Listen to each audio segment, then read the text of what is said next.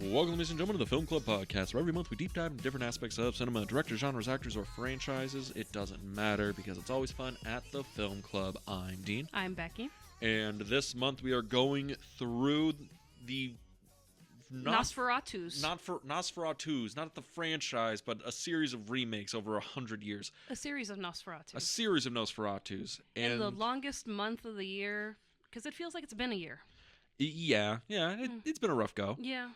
But we are talking about a movie that came out recently, directed by Robert Eggers, Nosferatu, not Symphony of the Night, not The Vampire, and the only way to do this is... Don't call it a comeback. Don't call it a comeback. It's been here for years. But the only way to talk about it is with our guest. Why don't you introduce yourself, our guest? Hey guys, my name is Jack Neville. Second time here on the podcast. Super happy to be here to talk about this really cool movie that I enjoyed. And you're our first guest of the year. Ooh. Yeah. Is there an award for that? Technically. Hey, listen. You know, I listened to that end of year episode, and I didn't realize how much this guest thing was like a competition. Yeah, It is. We're a little surprised. Okay.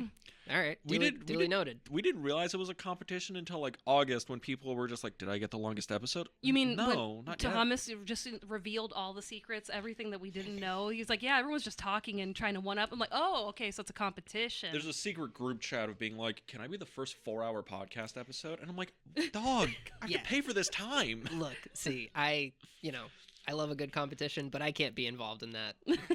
in that, like, the longest episode one, just because I know your listeners are busy. You know, they have things to do in their lives. I mean, that being said, we're probably going to go a very long time here, and I'm going to look stupid, but we'll see. You're not going to look stupid. But yeah, Nosferatu, directed by Robert Eggers, is what we're talking about today, which it's still in theaters. Usually we don't get a chance to talk about movies still in theaters. But I'm gonna just start. I've been looking forward to this movie since he announced it. That was how many years? 2015 was the first announcement, right? In 2015, they announced he had like the script and everything because I think it was right after The Witch. They were like, "What's the next thing he's doing?" And he's like, "I have a Nosferatu script." And he did like The Lighthouse, and they're like, "What's the next thing you're doing?" And he's like, "I have this Nosferatu script." And then he did The Northman, and then they're like, "What are you gonna do?" And he's like, I still have the same fucking Nosferatu script. And they're like, fine, we'll have you do that. And now he's going to do Labyrinth, but I digress. Yeah. So. Is that confirmed? Is that actually happening? As far as I know, they are confirming that he has been attached to a Labyrinth sequel, and he's been attached to his own original screenplay, Werewolf. Okay. I heard a werewolf. He posted the Labyrinth thing on his Instagram yesterday. So I guess it is happening, but Werewolf... That does look pretty lit. I mean, he certainly kind of made a brand for himself. Mm-hmm. There's not a lot of filmmakers out there doing what he's doing, so he can do whatever he wants. He is talking directly to the goth theater kid in all of us. Mm-hmm. So, but I've been looking forward to this movie for a minute. I'm curious about you two because I know Becky, she's never seen any other Robert Eggers film. Mm-mm. This is her first movie. What? Mm-hmm. Wait, we're going to do this and you haven't watched The Witch or The Lighthouse? You haven't seen The Lighthouse? Nope. She hasn't seen The Lighthouse, The Northman, The Witch. The Witch is the one I'm positive she would like. You're engaged to Dean and you haven't seen The Lighthouse? Nope, haven't. We've been meaning to see them on the big screen. The Frida shows them a lot. Oh, perfect. So it's been a thing where it's like, I'm going to wait till I can see it on the big screen since I didn't see it when the actual releases came out. Good move. And it's just, we hadn't done that. And I think maybe this year we might be doing it for the podcast, an Eggers Month. So perfect. I'm debating whether I want to watch them on the big screen or wait till we actually do that month and see them for the first time before we record. Well, we'll have Defoe on for the Lighthouse episode, so, I mean, it'll be helpful, you know? Of course. You like me, Lobster? I know you do. How much would a Defoe cameo cost if I just wanted him to do the speech from the Lighthouse for the podcast? I mean, if he's in town, you know? It he might just be a DM. Cameo. Yeah, just send a DM, shoot your shot. See what happens. Gotta try. Yeah. But Jack, so you seemed shocked that she's never seen Eggers films, so I'm assuming you've seen all of them. I have, and I really, really wanted to watch all of them before recording this. I got to see The Witch 2 nights ago, and I watched The Lighthouse, I don't know, maybe a year or two ago, and then I saw The Northman once in theaters when it released. And if I were to rank them, Oh, Okay. we're gonna get there. All right, cool. Don't worry. Cool, Don't cool, worry. cool, Don't cool. worry. All We're right. gonna get I there. didn't know if that's what you were setting up. No, but we're setting that up. Yeah. All right. So where did you rank this one? We'll just start off there Yeah. because I have a controversial opinion that Becky thinks is foolish. Oh, I can't wait to hear it. Of course, but please You have so many. I don't know what it's gonna be. give it time. Give it time. I don't know, like, so The Witch came out, and I was just like, who the fuck is this guy? You know, like, who did this? Who's responsible for this? It has to be a guy who's like worked 20 years in like indie films and finally has his shot, right? And it's like, oh, it's his first fucking movie. And somebody who certainly just does their research. You know, I've spent a lot of time in Salem, Massachusetts, and kind of studied the history of the Salem witch trials, the language that they spoke. This movie is so spot on. This movie is so authentic. It's so real. It's so incredible. The performances are amazing, and yet it's so simple. Yeah, it's a one-room horror film, basically. It's Or I guess not one room, but like a bottle movie. It all takes place on like a little farm. yeah, it's all, like if you told me they shot this in 2 weeks, it's believable. You know, long days during those 2 weeks, but I really like The Witch, and when The Lighthouse came out, I had very similar feelings about it.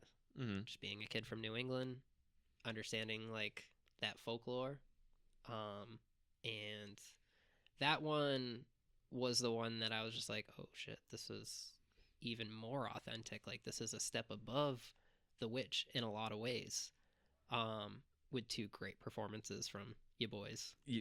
Yeah, Robbie P and Willie D. You know, those guys just killing it. Mm-hmm. Yeah. And then I saw The Northman. And you being Viking and doing a lot of research and personal connections. Knowing, not, you know, I saw The Lion King.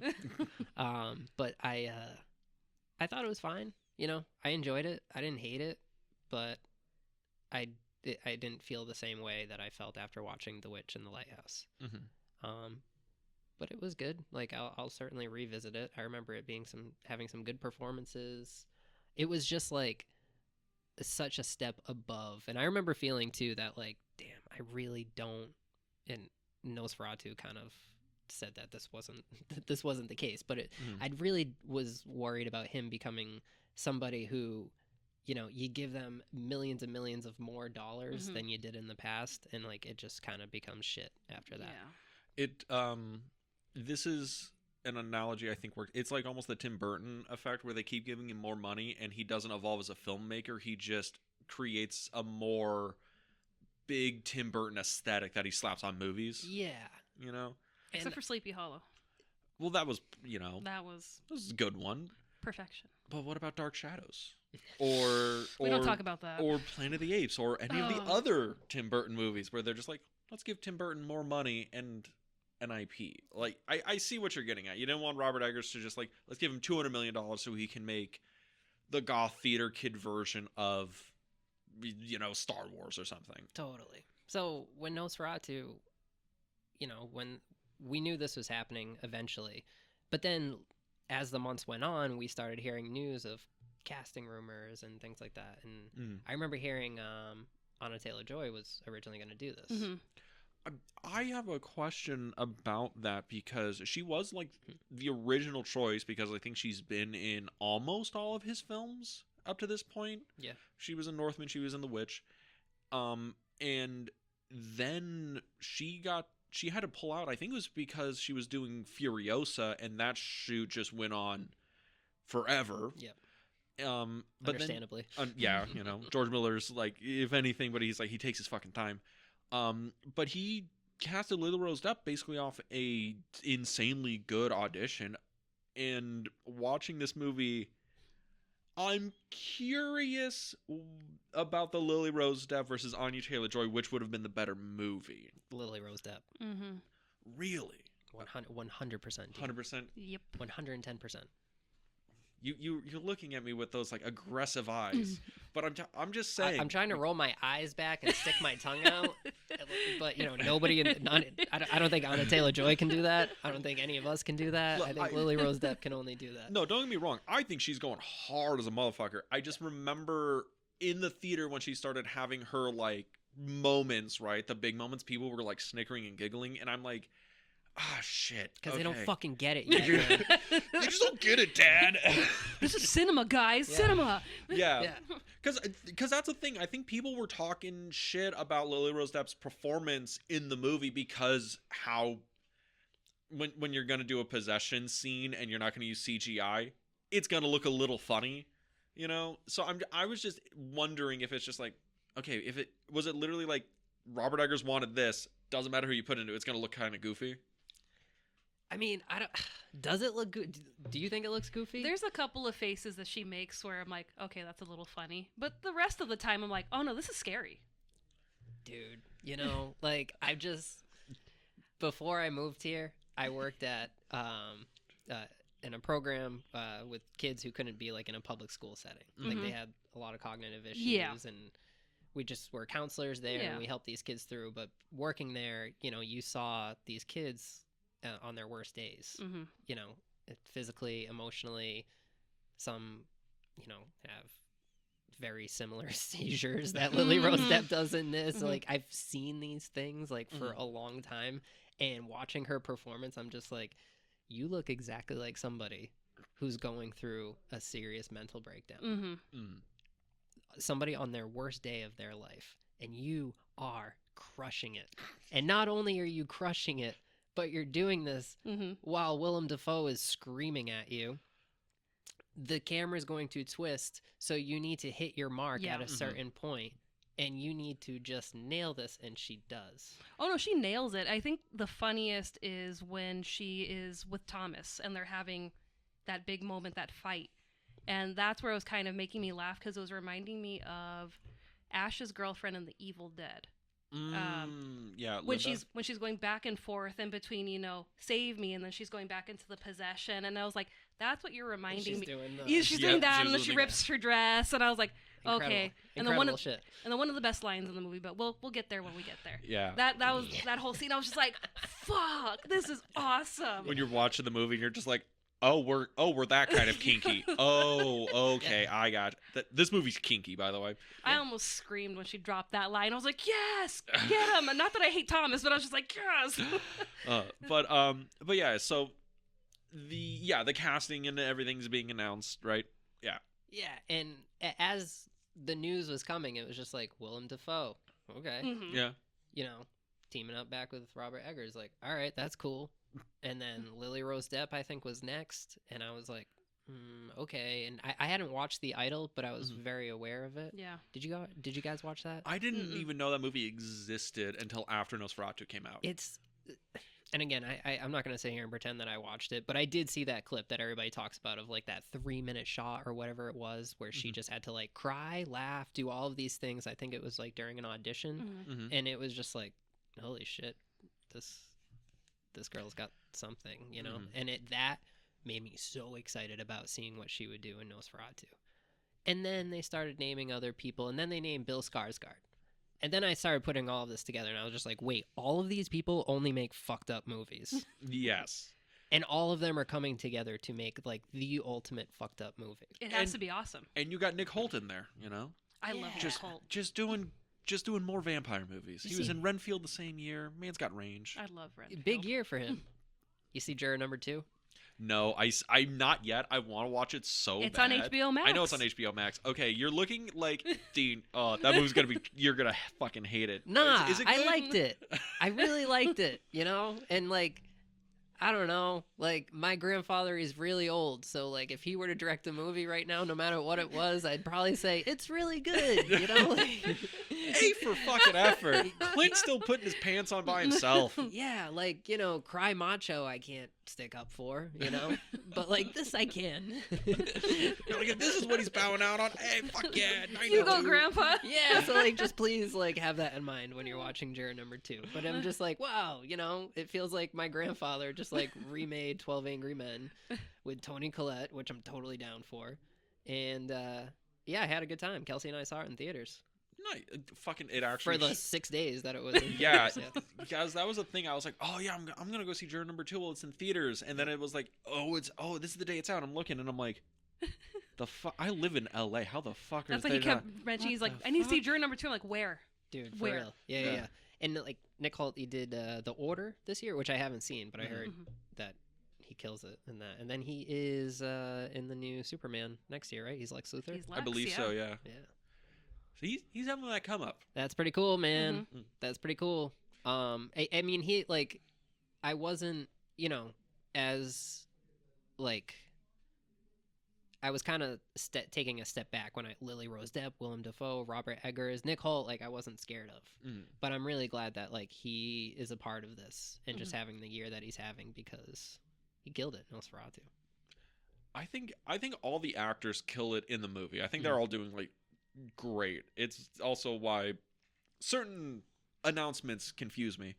But this movie, to my understanding, Robert Eggers has been like ruminating about making this since he started making films. I think I heard the story that he staged this while he was like in high school. Yeah. Like a high school play. So it's like, oh my god, we're gonna fucking see the passion project, right? The one where he's like, I always thought I'd be like 60s or my 70s and this would be the last movie to go out on that I finally got the clout. And he's like, I'm like 40 and they fucking just gave me the dream project. All right, cool. Yeah, I think it was originally a silent stage play. Yes, because it was supposed to be a direct retelling of Murnau's film. But this is more of like a mixture of the Murnau film, the Herzog film, even a little bit of Bram Stoker's Dracula's in here. Dracula Dead and Loving It. Dracula Dead and Loving It. He quotes that a lot. But it's interesting because to me, it's okay. This is gonna be weird. I think this is his worst movie, but it's also the category of all his movies are bangers. So it's like, man, this is his worst movie. 8 out of 10. This is like his Jackie Brown. Right. Okay, Okay. That's for another podcast. Jackie Brown, low-key, is Quentin Tarantino's best movie. It's his most mature film. Love Jackie Brown. You know what I mean. I know what I mean. But yeah, we'll be out at dinner, and he's like, you know what? Jackie Brown is Tarantino's best movie. Like, where did that even come from? We're just, do you want a soda? Do you want water? Jackie Brown, that's the best, of Tarantino. I'm like, okay, we're going to do that today. All right. No, the best was after we saw this movie and when we went to dinner afterwards and you had a fucking breakdown in the booth. I didn't have a breakdown. I had a mental breakdown a little bit. New Bev? Yes. New Bev Please. On the 35. And El Coyote for dinner. Tell me about your New Bev experience. First time going to the New Bev. Yeah, Get our first the time. fuck out of here. First time going to the New Bev. First time. Wow. What'd you think? Small theater. Yeah. Very small. Yeah. But it was like really nice. I liked the cartoons and all the film, stuff they were showing beforehand. It was also some theaters, you love them because it's like they got the nice screen, they got the nice concessions, they got the nice chairs. But a great theater comes with the audience, and I'm like, I'm looking around, no one's on their fucking phone. Well, because they threaten your life. They threaten your life. Your life. I'm like, I'm not hearing the bubbling of the bong in the back of the auditorium. Finally a nice. The goths showed up. I was like, I'm home. Yeah, it's like my favorite theater in the whole world. I'm there like once a month. But I will say, people will kill me for saying this, but have you guys ever been to the Vista? Not yet. No. Please go. It's awesome. I saw the Brutalist there last week. Okay. Is the Great Brutalist good? Yeah. Yeah. But it's not like it doesn't need to be that fucking long, Dean. It doesn't. It really doesn't. Dude. Isn't it coming up to like? Is it 4 hours or 3 hours? Because I think 3.5 hours with a 22-minute intermission. Yeah. And like, man, I'm thankful for intermissions. It's a good movie. I had a good time, but I don't know. That's just it. Like, I see no reason to like revisit this. I'm glad I went to the Vista to see it. I'm glad I saw it with the crowd that I saw it. But yeah, I mean, I don't know. I like Nosferatu a lot better. I hate doing like my top 10 of the year, like because I just always miss things. Like I still haven't seen The Substance. Yeah, I'm just gonna try to watch that tonight, like immediately. Needs to see The Substance. But I really tried to get Brutalist like in before the year ended, but I couldn't get it. It certainly wouldn't have made it on my top 10, not even my top 15. But I do see it winning some Oscars that maybe Nosferatu should have. Yeah. But the point of me bringing up Vista is, check it out. It's a beautiful theater, and in my wildest dreams, I would love to take the programming and the staff and the audience of the New Bev and put it in Vista. Okay. Both owned by the same guy, by the way. Yeah. Why can't he just do that? Fucking Tarantino, you lazy hack. Get the job done. They do, like New Bev is very like, hey, here, like we'll show Nosferatu because it was shot in 35 millimeter. They did it for this theater.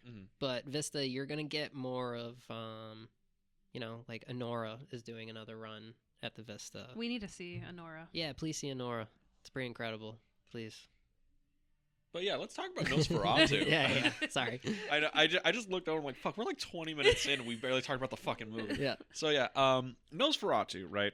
We've been building up to it. But needless to say, hype for this movie was pretty fucking high, right? You went Christmas night. I did. I went Christmas night and I went again like 3 days later to the New Bev. So I've now seen this movie 3 times. It's good. It's good, solid, fine movie. If you wanted a quick review of it, but yeah, so I've hype for seen this it movie is high. 4 times. Jesus What? Christ, fucking, you went without me. But yeah, Yes. but this movie, like, hype for this was off the charts. Going in to go see it at the New Bev, because you saw it in I saw it in the first time seeing it. I went with my good buddies Dalton and Chowda. We call him Chowda because growing up he looked like Chowda from Monster House. You got so New England when you say Chowda. Yeah. We went to Somerville to see it, where we took advantage of our AMC Stubbs Pass. Both coasts, I use it. Nice. Hashtag sponsored. Yeah. No free ads. And had a good time. Was very distracted by one element of the film that I'm sure we'll talk about. Yeah.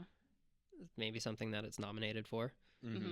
And then I flew back here, and my very good friend that I grew up with, Vinny, who we always go to the New Bev together, him and I went to go see Nosferatu for my second time and his first time. So are you up to what? Only 2 watches or 3 watches now? Just 2. Just 2? Yeah, I was supposed to do the Frida with you guys, but things happen. Pussy numbers, you know. Just because LA went on fire doesn't mean you have to cancel the movie. I couldn't make it. Yeah. Typical Dean. He's like, I would go to the theater. I'm a little scorched, but I gotta watch my movie, man. Yeah. Priorities. No. Safety. But honestly, so Nosferatu though. Yes. Very excited. Sit down in the theater. Lights go dark. Screen comes up. How this movie starts, right? Beautiful. It's fucking great, right? It's Lily Rose Depp just coming out of the shadows doing the fucking prayer thing or whatever. And it's like, oh yeah, okay, we're starting like pretty gothy. Okay, cool. And then the fucking ancient Romanian comes in. I'm like, oh, we start with the fucking vampire too? That's one of the scenes that's going to be etched in my brain forever. Just that curtain and the silhouette on. I'm like, yes. Yeah, I was really nervous. One of the things I was just like, how are they going to do the shadow? Because it's so important.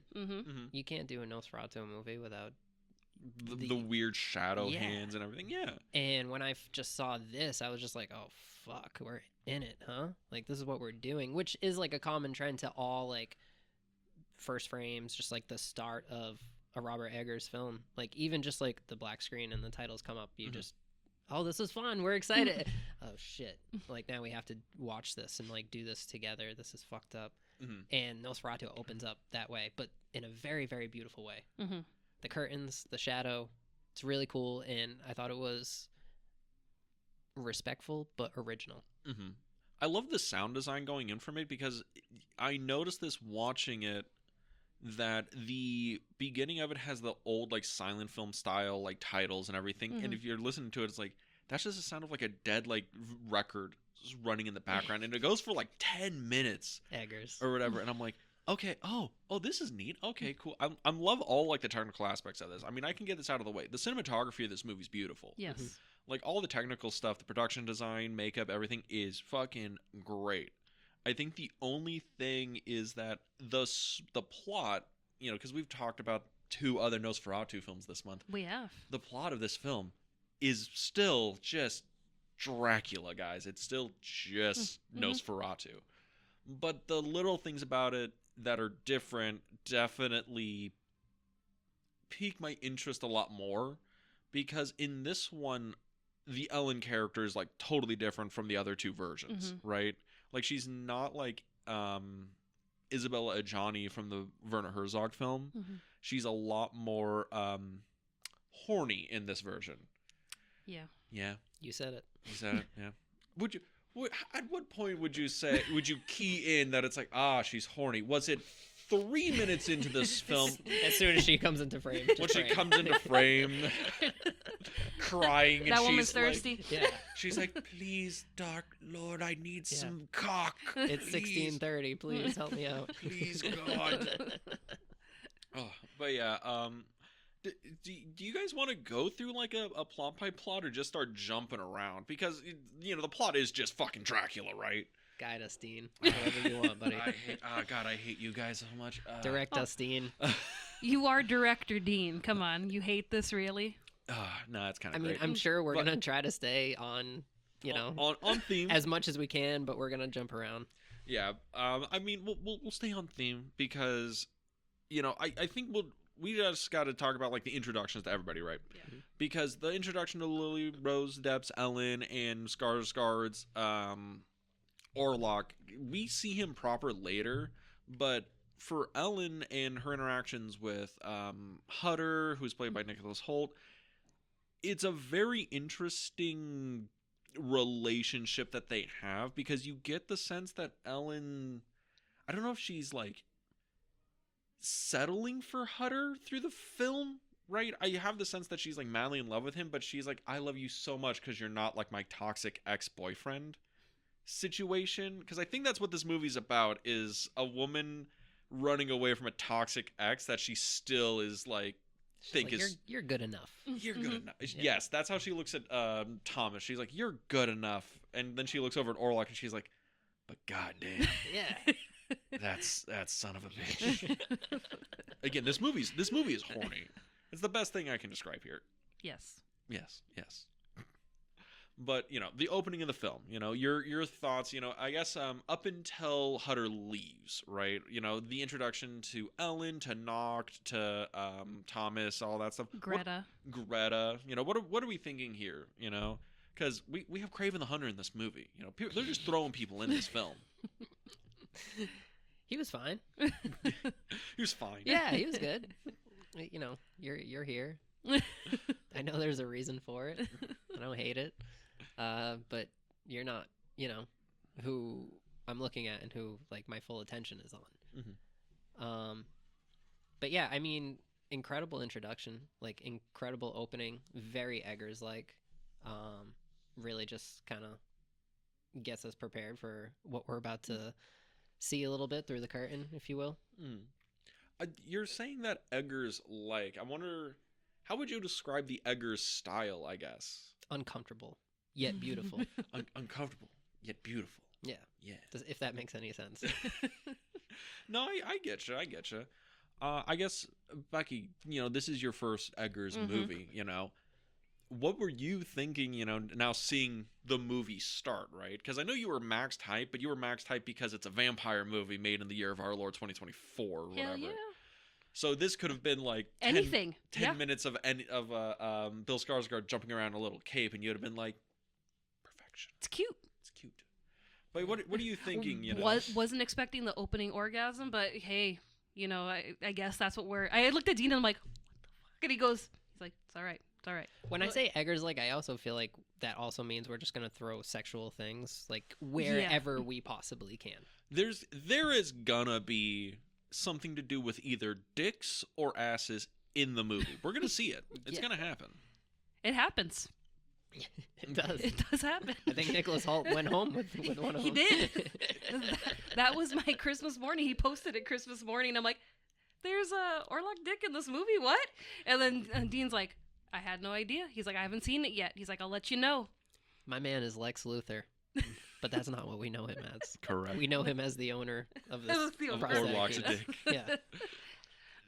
That was so fucking funny because, like, we get to see Count Orlok naked in the movie, right? Yeah. But it's like a quick, like, oh my god, he's standing up and he's naked and there's his dong.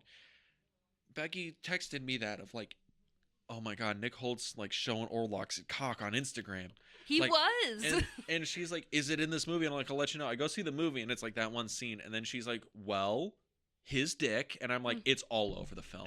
Like he is like whipped out. He's hard through most of the movie." And I'm like, there's no fucking way. No, absolutely not. It's very similar to End of Boogie Nights. Yeah. Just like, oh my god, it's the end of Boogie Nights, and Orlok's just like, "All right, let me just." You're a fucking star. You're a star. You're a star. You're a star. Yes.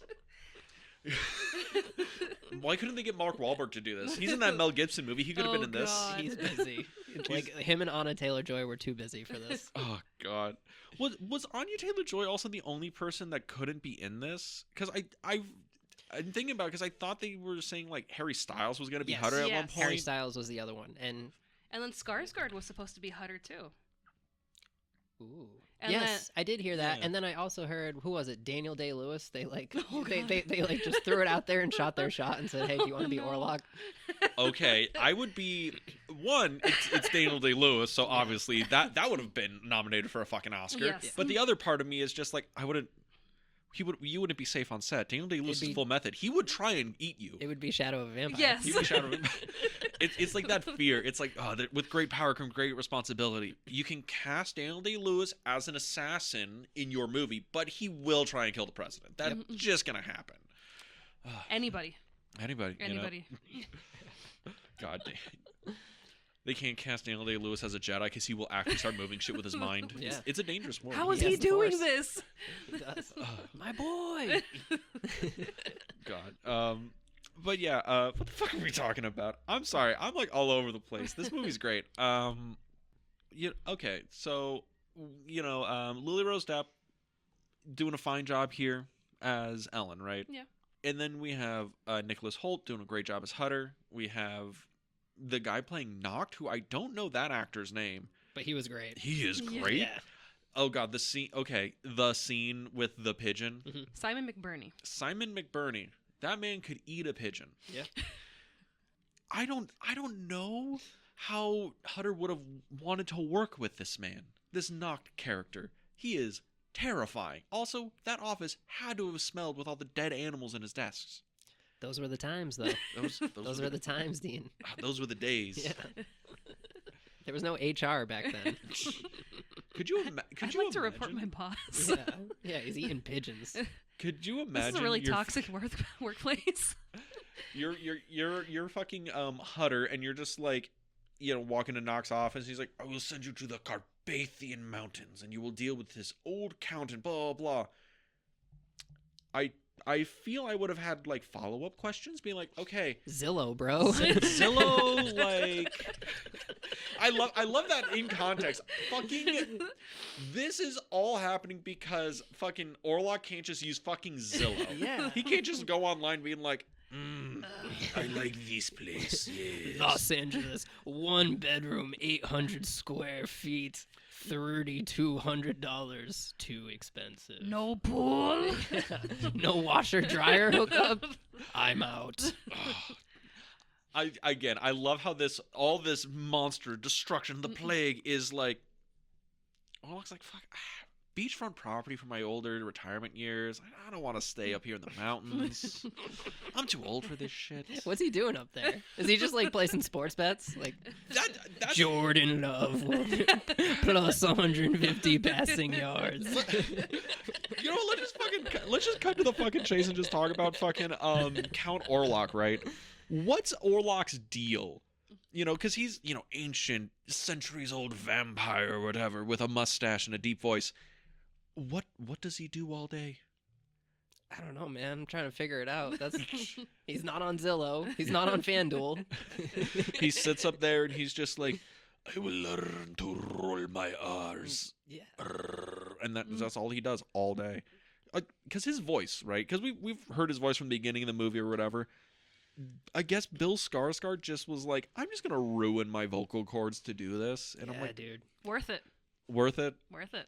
There was no AI used there. Nope. Hashtag brutalist. Is that the thing now? Brutalist used like AI for something? Apparently. I don't know. Uh-oh. I couldn't tell. In the 3.5 hours, I couldn't tell.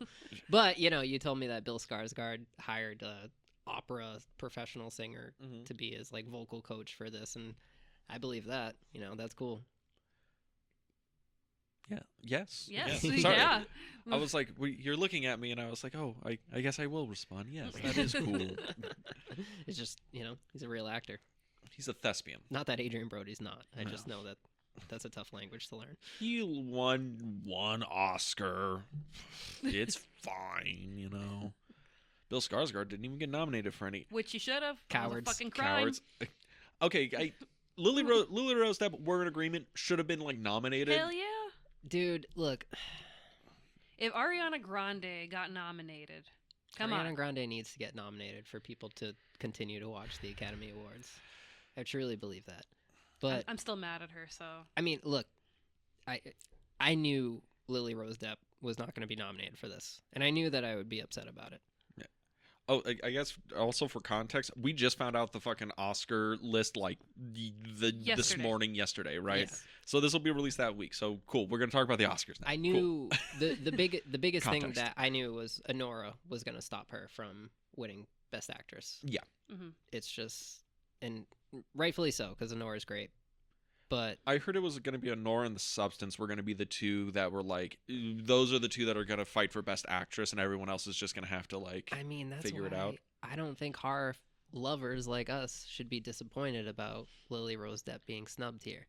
Because We shouldn't, but the Academy should, come up with the times and be like, no, we have to acknowledge horror. Horror has, we do, and it's very important because time and time again, every time something happened in the world and the box office was in trouble, horror movies came to save it. I mean, that's even the context for like Nosferatu, because the original Nosferatu was right after World War One, and then Herzog's Nosferatu is like 70s Germany right after they finished officially finished rebuilding after like the fall of Nazi Germany and Vietnam. in Vietnam and everything going on with there. And then this is Nosferatu is right after the COVID pandemic, like all the other stuff where it's Can't wait for the next Nosferatu. okay. We're gonna have to come back in 50 years and record. Will you guys invite me back on? Yes, we will. All right, everybody. So we just got out of the nuclear wasteland of World War III, and they released another Nosferatu. It's like fucking clockwork, guys. We're all in our 80s. It's cool. We can stay cognitive the whole time. But that's the thing, because I am pretty confident that Demi Moore is going to win for The Substance, just based on the campaign that I'm seeing. Mm-hmm. Yeah. And that being said, I haven't seen The Substance yet, and I need to see it immediately, and I will. But this is great for horror. Like, they are acknowledging not only horror, but body horror, for what I understand, for what is The Substance. And it's 3 horror movies and 1 Academy Awards Alien year. Romulus, right? Romulus, too, Romulus yeah. is another I think one. it's 1, though, that they're nominated. It's like but visual still, effects. Yeah. But it's like, we're That's finally cool. getting there. I mean, There's also the thing like Longlegs was the big fluke indie hit of like most of the year. Yeah. Hey, Dean, I wasn't going to say it on your podcast, but yeah, Longlegs should absolutely be nominated for Can Nick Cage just win a second Oscar, please? Listen, man, in my wildest dreams, I would love that, but we can't have nice things. No, we can't. But no, I agree. I agree with you. It's like, Lily Rose Depp. It's a hard category. She was the dark horse of like, okay, she's probably not going to get nominated. Whatever. It'd be nice, but she would have been the last person on the list, right? But Skarsgård in supporting actor for Orlok, that I thought was like, guys, he destroyed his vocal cords. He wore a fake dick. He lost the man. the weight for the role. Those legs you see at the end, that's actually him. Completely atrophied, like all skeletonized. A thespian. I would have loved to see it. It's just interesting that there's no acting nods for Nosferatu at all. I think that's interesting. I had the Ellen moment when she rips the dress. That was my day yesterday. I was just like, lost it. I would have loved it. I would have loved for it to happen. We can't have nice things, No, Becky. we can't. I try to be optimistic and hopeful, and the Academy just continues to break my heart. It's okay. We'll get a good one soon. I'm literally over here being like, I thought those two, they were the dark horse, but it'd be nice, but it's whatever. I don't care. Well, you're the eternal golden retriever. It's a beautiful day. I love the day. It got cinematography nods, so I'll take that. Shit. But we need to lock those down. Production nods. It needs to happen. Yeah. What do you guys? I don't want to move. I don't want to speed it up here, but Oh, you can talk about whatever you want. Is it? Do we think it's going to win anything? The ones that I would like Stone Cold Lock of the Century, because I guess the Academy doesn't want to nominate Dune 2, is like the production design and like makeup is the ones I'm like, those have a really good shot. Let's talk about makeup for a second. Okay. Yeah. So the makeup. Bill Skarsgård. Is he alive or dead? I'm just going to say it because we haven't yet. The mustache. Okay, yeah, I was going to try and see if we can get through this without talking about the mustache, but yeah, the mustache. Why do people hate the mustache? I don't know, man. I was very I liked it. I was very confused and distracted the first time watching it. But you know, afterwards talking to people and you know, seeing, because of course after I saw this movie I just went online and just went down a Eggers interviews rabbit hole, which if you haven't gone down that hole, I recommend it because it's pretty awesome. It's better than the History Channel. He's pretty spent, you know, and he's just very like, I don't want to be here to the majority of the people that are talking to him, and it's fascinating. My favorite was the like right after the Lighthouse interviews where he's like, this is the fucking 40th interview. I'm going to tell you that yes, I read every single Lighthouse log of that decade and copied their language to get it right. Why, yes, Willem Dafoe learned that whole monologue in a day. Yeah, cool. Yeah, I mean, Cool. he's a crazy person, you know, which Yeah. makes me more excited about seeing his films because it's one thing to see a movie about crazy people and crazy things, but when crazy people made that movie, it's just a whole new realm. Yes. But yeah, the mustache. Yeah, I don't know, man. And I knew, and then I was just, okay, yeah, that's the look. That's the real authentic look for somebody in that area during that time. I'm not going to argue with him. It's also a thing because in the original book, Dracula had a mustache. Yeah. Did he? Yeah, it's all a really weird thing because I was like, wait, Dracula had a fucking mustache in the book? Looks back at like the entire canon of Draculas throughout history, and I'm like, Christopher Lee rocks a mustache once in one of those shitty Italian ones. What the fuck is this? But yeah, apparently Dracula has a mustache in the books, so I'm like, okay, I guess you get the pass. But the mohawk, though. The weird, like, Skrillex-esque mohawk. Yeah, of course there's a fucking 15th century painting that backs it up. It's Robert Eggers. You know, he has a million of 15th century paintings to back up his reasoning. But it's like, his look is weird, right? He's a weird dude. I don't like, I mean, I think as this movie ages, I'm going to be more used to, like, I just, Nosferatu. He's a very specific image. He's a very specific look. It's the reason why Herzog was like, he's just going to look like Max Schreck. You can't improve on that look. So I go in there with expectations, but like, fuck me for going in there with expectations for a Robert Eggers film on how something is going to look, you know?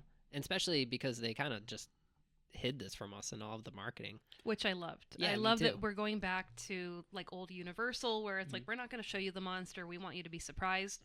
I would have loved if they didn't tell us who Nosferatu was. They just kept it, you know, question mark. Yeah.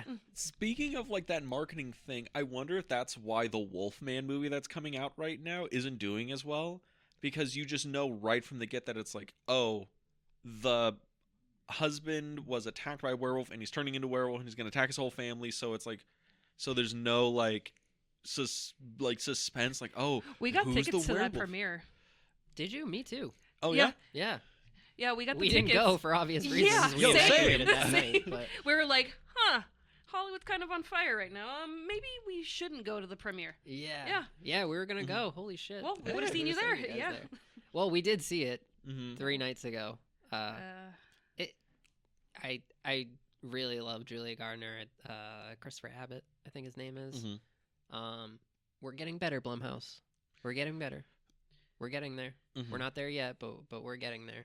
Yeah. I think like the first 2 acts of this film, were, you know, I enjoyed, and then there's a moment at the start of Act 3 where I'm just like, you lost me. You're this kind of movie now, and that's okay. You're like, I love you for who you are, but this is gonna be the last run of the season here. Yeah. No, I get you. I just I think I just made the comment because, you know, in this we had no, I don't I think people still aren't 100% sure what Orlok looks like because he's in none of the trailers really. The only way you're going to see it is like through screen grabs of people taking pictures in the theater because even the promotional material, there's nothing for Orlok. No. Right? But with like the other movies, like you were saying, you know, other movies we get now, it's like you got to show him the monster. We got to get him into the theater. And it's like, you don't really need that. And I think this movie is, to its benefit, had smart marketing in that way. Did we learn nothing with Jaws? Exactly. You know? We don't need to see the shark. He's on the poster. He's on the poster, but I like how I pointed behind me like I have a fucking Jaws poster. It's a green screen behind you. We could superimpose a poster behind you. He's on the fucking poster. A lot of confidence in that. You know. I liked it. Yeah. It's a good movement. It's a thing, you know, just do that. Yeah. You just get, I got the mustache spoiled for me. Did you? Yeah, I Was tried. it this guy? Did he No, spoil it no. for you? Surprisingly, he didn't do it. But I don't spoil movies, you know. But it was someone on Instagram. I tried, like, being very careful and goes, Yeah. but what about the fucking mustache? And I was like, he has a mustache. I was like, what? And then I saw it and I was like, oh, it's not bad. I'm like, he looks very Cossack. So I was like, that kind of goes with. Were you thinking he was going to have a little, like, handlebar mustache like Hulk Hogan or, like, a little Hitler stash? Dude, I don't know. I think I would have appreciated a little bit of a heads up, to be honest with you. Exactly. Something. Yeah. It's like, well, what are we Because- talking here? Because that whole memorable first scene of him and Nick Holt together, like, I had a lot to say after the second watch. But I didn't after the first because that whole time I was just like, the mustache, what the fuck is good with this? Okay, I get that because you're seeing it the first time and that first scene when it's like Nick Holt and fucking Orlok, they're in the room and he, I love that scene. Hutter finally shows up and he does the whole like, Orlok walks out of the left side of the screen and just immediately appears coming into the right with the wine, just like, oh, that's like fucking Bram Stoker's Dracula. And like, oh yeah, like he like reality doesn't work here. He's like mystical and fucking Nick Holt is one of the great actors of playing pants pissingly terrified. Yeah, He's our new Scream King. Oh, shit. Okay. I like that. Coin the term. Boo. Write that down. Get some T-shirts. Send it out to the Patreon. I can't because I've Also- taken it off of Instagram. Shit. Also, get us a Patreon. But yeah, the whole thing with Yes, like, boss. but yeah, like he is playing pants shittingly terrified through the whole scene, and you have that fucking deep, gravelly voice with the weird breathing shit that Bill Skarsgård's doing. And his voice is like really what's selling it and what makes him like scary. But I love there's an explanation of like why he breathes like that, and it's like, oh, the reason why Orlok breathes so like heavily and it sounds creaky and weird is because he's been undead for so long and he hasn't seen anybody in 100 years, so he's not used to using his lungs. And I'm like, what? Wait, Jeez. You guys really did your research, huh? And that's the thing where I'm just like, I didn't need an explanation. You could have told me it just sounded spooky, and I would have been like, yeah, Valid. right, fucking Slay King. But he's like, no, this vampire wouldn't have obviously. Like, how did you not see that coming? I appreciate that about Eggers because I think like a lot of his movies, Nosferatu probably being the biggest one, is something that, even like something like The Shining, it's like every time you watch it, you're going to find something new. Yes. Some sort of like, oh, that's why this is happening. That was like, I love watching these kind of movies with my good friend Vinny, who we went to the New Bev with, because he's just like super smart with like the folklore and all of those things. So he's explaining to me like, yeah, they're using metal because back then like the wooden stakes like weren't a thing. They wanted to nail them down to the ground because the undead was just undead. They'd be able to get up, so you want to nail them to the ground with metal so they can't get back up again. That's why they're using metal here. And I'm just like, oh shit, like little tiny facts like that, we're just going to continue to learn the more and more. I this thought that movie too. I was like, ages. no wooden stake. We're going metal. I'm like, okay, that's cool. Yeah, and I just like, I don't know. Eggers is like kind of that dude. Not like, he definitely has like I'm not comparing them, but like a Stanley Kubrick thing where we're just going to continue to like question a lot of this shit and maybe have answers, maybe not. Yeah. But to play off of you see something new every time you watch the movie. I've only seen this on film on the big screen. I didn't get to see it digital like you did. So watching it on film, it was a lot darker. So that whole scene with, Thomas and Orlok for the first time, we see him, but we don't really see him. And it's because the film's kind of dark, so it kind of conceals him. So once we got it on digital, and I watched it 3 times in like 48 hours. She has a problem. I have a problem. I was like, wow, we could really see Orlok sitting across the table from him. And I was like, oh, I could see more features. And I'm like, this is cool. I'm seeing more of who he is. But on film, he's that much scarier because it's just like, we're just getting, you know, kind of shadows and glimpses of him.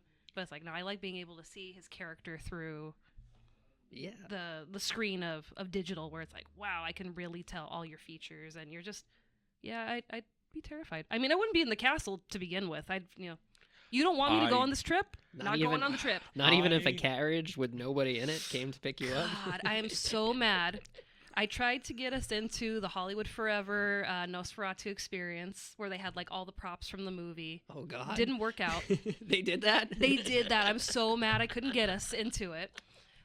She's so cute thinking I would have gone there for that. Are you kidding me?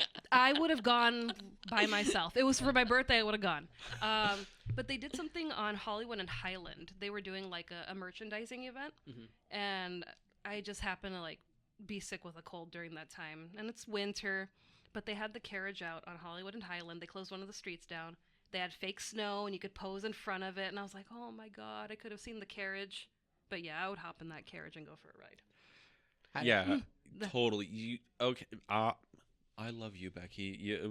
You were getting married, but are we? Watching slasher movies with you is one of the worst things because I'm like, oh my God, like they're gonna be like stuck in the cabin or whatever, and you're like, I want to go to the summer camp, but I wouldn't have gone. Why? It's like that's where serial killers are. In movies, you're not. We can't go to like summer camps in real life, you know. We're too old to go to summer camp. Well, you know what I mean. Why are you trying to go to summer camp? You're 30. We're like driving somewhere. It's like, oh, I can take this like dirt road or whatever. Get there. He's like, no, that's where the serial killers are. That's where the Hills Have Eyes are. And you're like, my family lives where they filmed the Hills Have Eyes. I'm like, there you go. They do, yeah. It's up in Victorville. But yeah, no shit. Yeah. Okay. Side tangent story. My cousin lives like, you know, in Victorville or whatever, and when he was driving home, they would have a old school drive-in movie theater, but it's been like abandoned for whatever. So it's like the old screen, everything's like all messed up. And literally on the other side of that highway is the hills from the Hills Have Eyes where they filmed all that shit. So he's like, sometimes you're driving, you know, late at night and it's like the sun's going down and then it gets really dark and you look over and you see like this just dilapidated, destroyed, like drive-in movie theater from like the 70s, and you look to the other side and you see some homeless people setting up camp over in the hills where the Hills Have Eyes, and he's like, yeah, let's just like go to 90 on this highway. Don't get the take fuck that road. out Exactly. of here, you know. See, you're knocking me for watching horror movies and from learning the things that they tell you in the horror movies, and Dean's like, let's just test luck and see if we survive. And I'm like, well, you want to go on a castle tour? I mean, I'd go on a castle tour. You know, let me ask you this. If that carriage is coming up to you, like in 1922, yes, and Count Orlok is in there, well, it'd be 1893, but yeah, of course, yeah, of course. And are you getting in there, or as opposed to like the Waymo version of like this carriage? Because I did see an Eggers interview where they asked him like, so why didn't Count Orlok pick him up like in the original? And he was like, well, you know, I just thought that was stupid, so we didn't do that. He was working on his drip at home. He's like, should I wear the outfit with the hat, without the hat, the fur coat, no fur coat? I know he would have never, like, none of the filmmakers involved in this would have done this, but I wanted it to be a thing where it's just like you see the Uber sticker on the back of the carriage. Like, I know. 5 stars. 5 stars. I would have loved to have just been like, guys, just one gag. It's like, boom. No, it's the lift sticker, like right there on the side of the carriage. No, it would have to be like the lift cars now, where they have the big advertisement on top of the car, the neon sign. Yeah, like a skincare brand or something. or instead of like the fucking score as Hutter's riding in, it's just playing like some like pop music, you know. And there's the guy being like, "So, how long are you in town for, man?" You know, oh, cool. But yeah, That is such a good scene, by the way. It's a beautiful scene, but again, my first time watching it, I was just like, where the fuck is he? Dude, he's at the fucking crossroads with Satan, and then there's a carriage, and it has a dreamy quality to it, right? I was like, I want to live in that scene. Yeah. It's just amazing. Shot during the day, I heard. Yeah, it's Yeah. all day for night shot. Yeah. Mhm. Which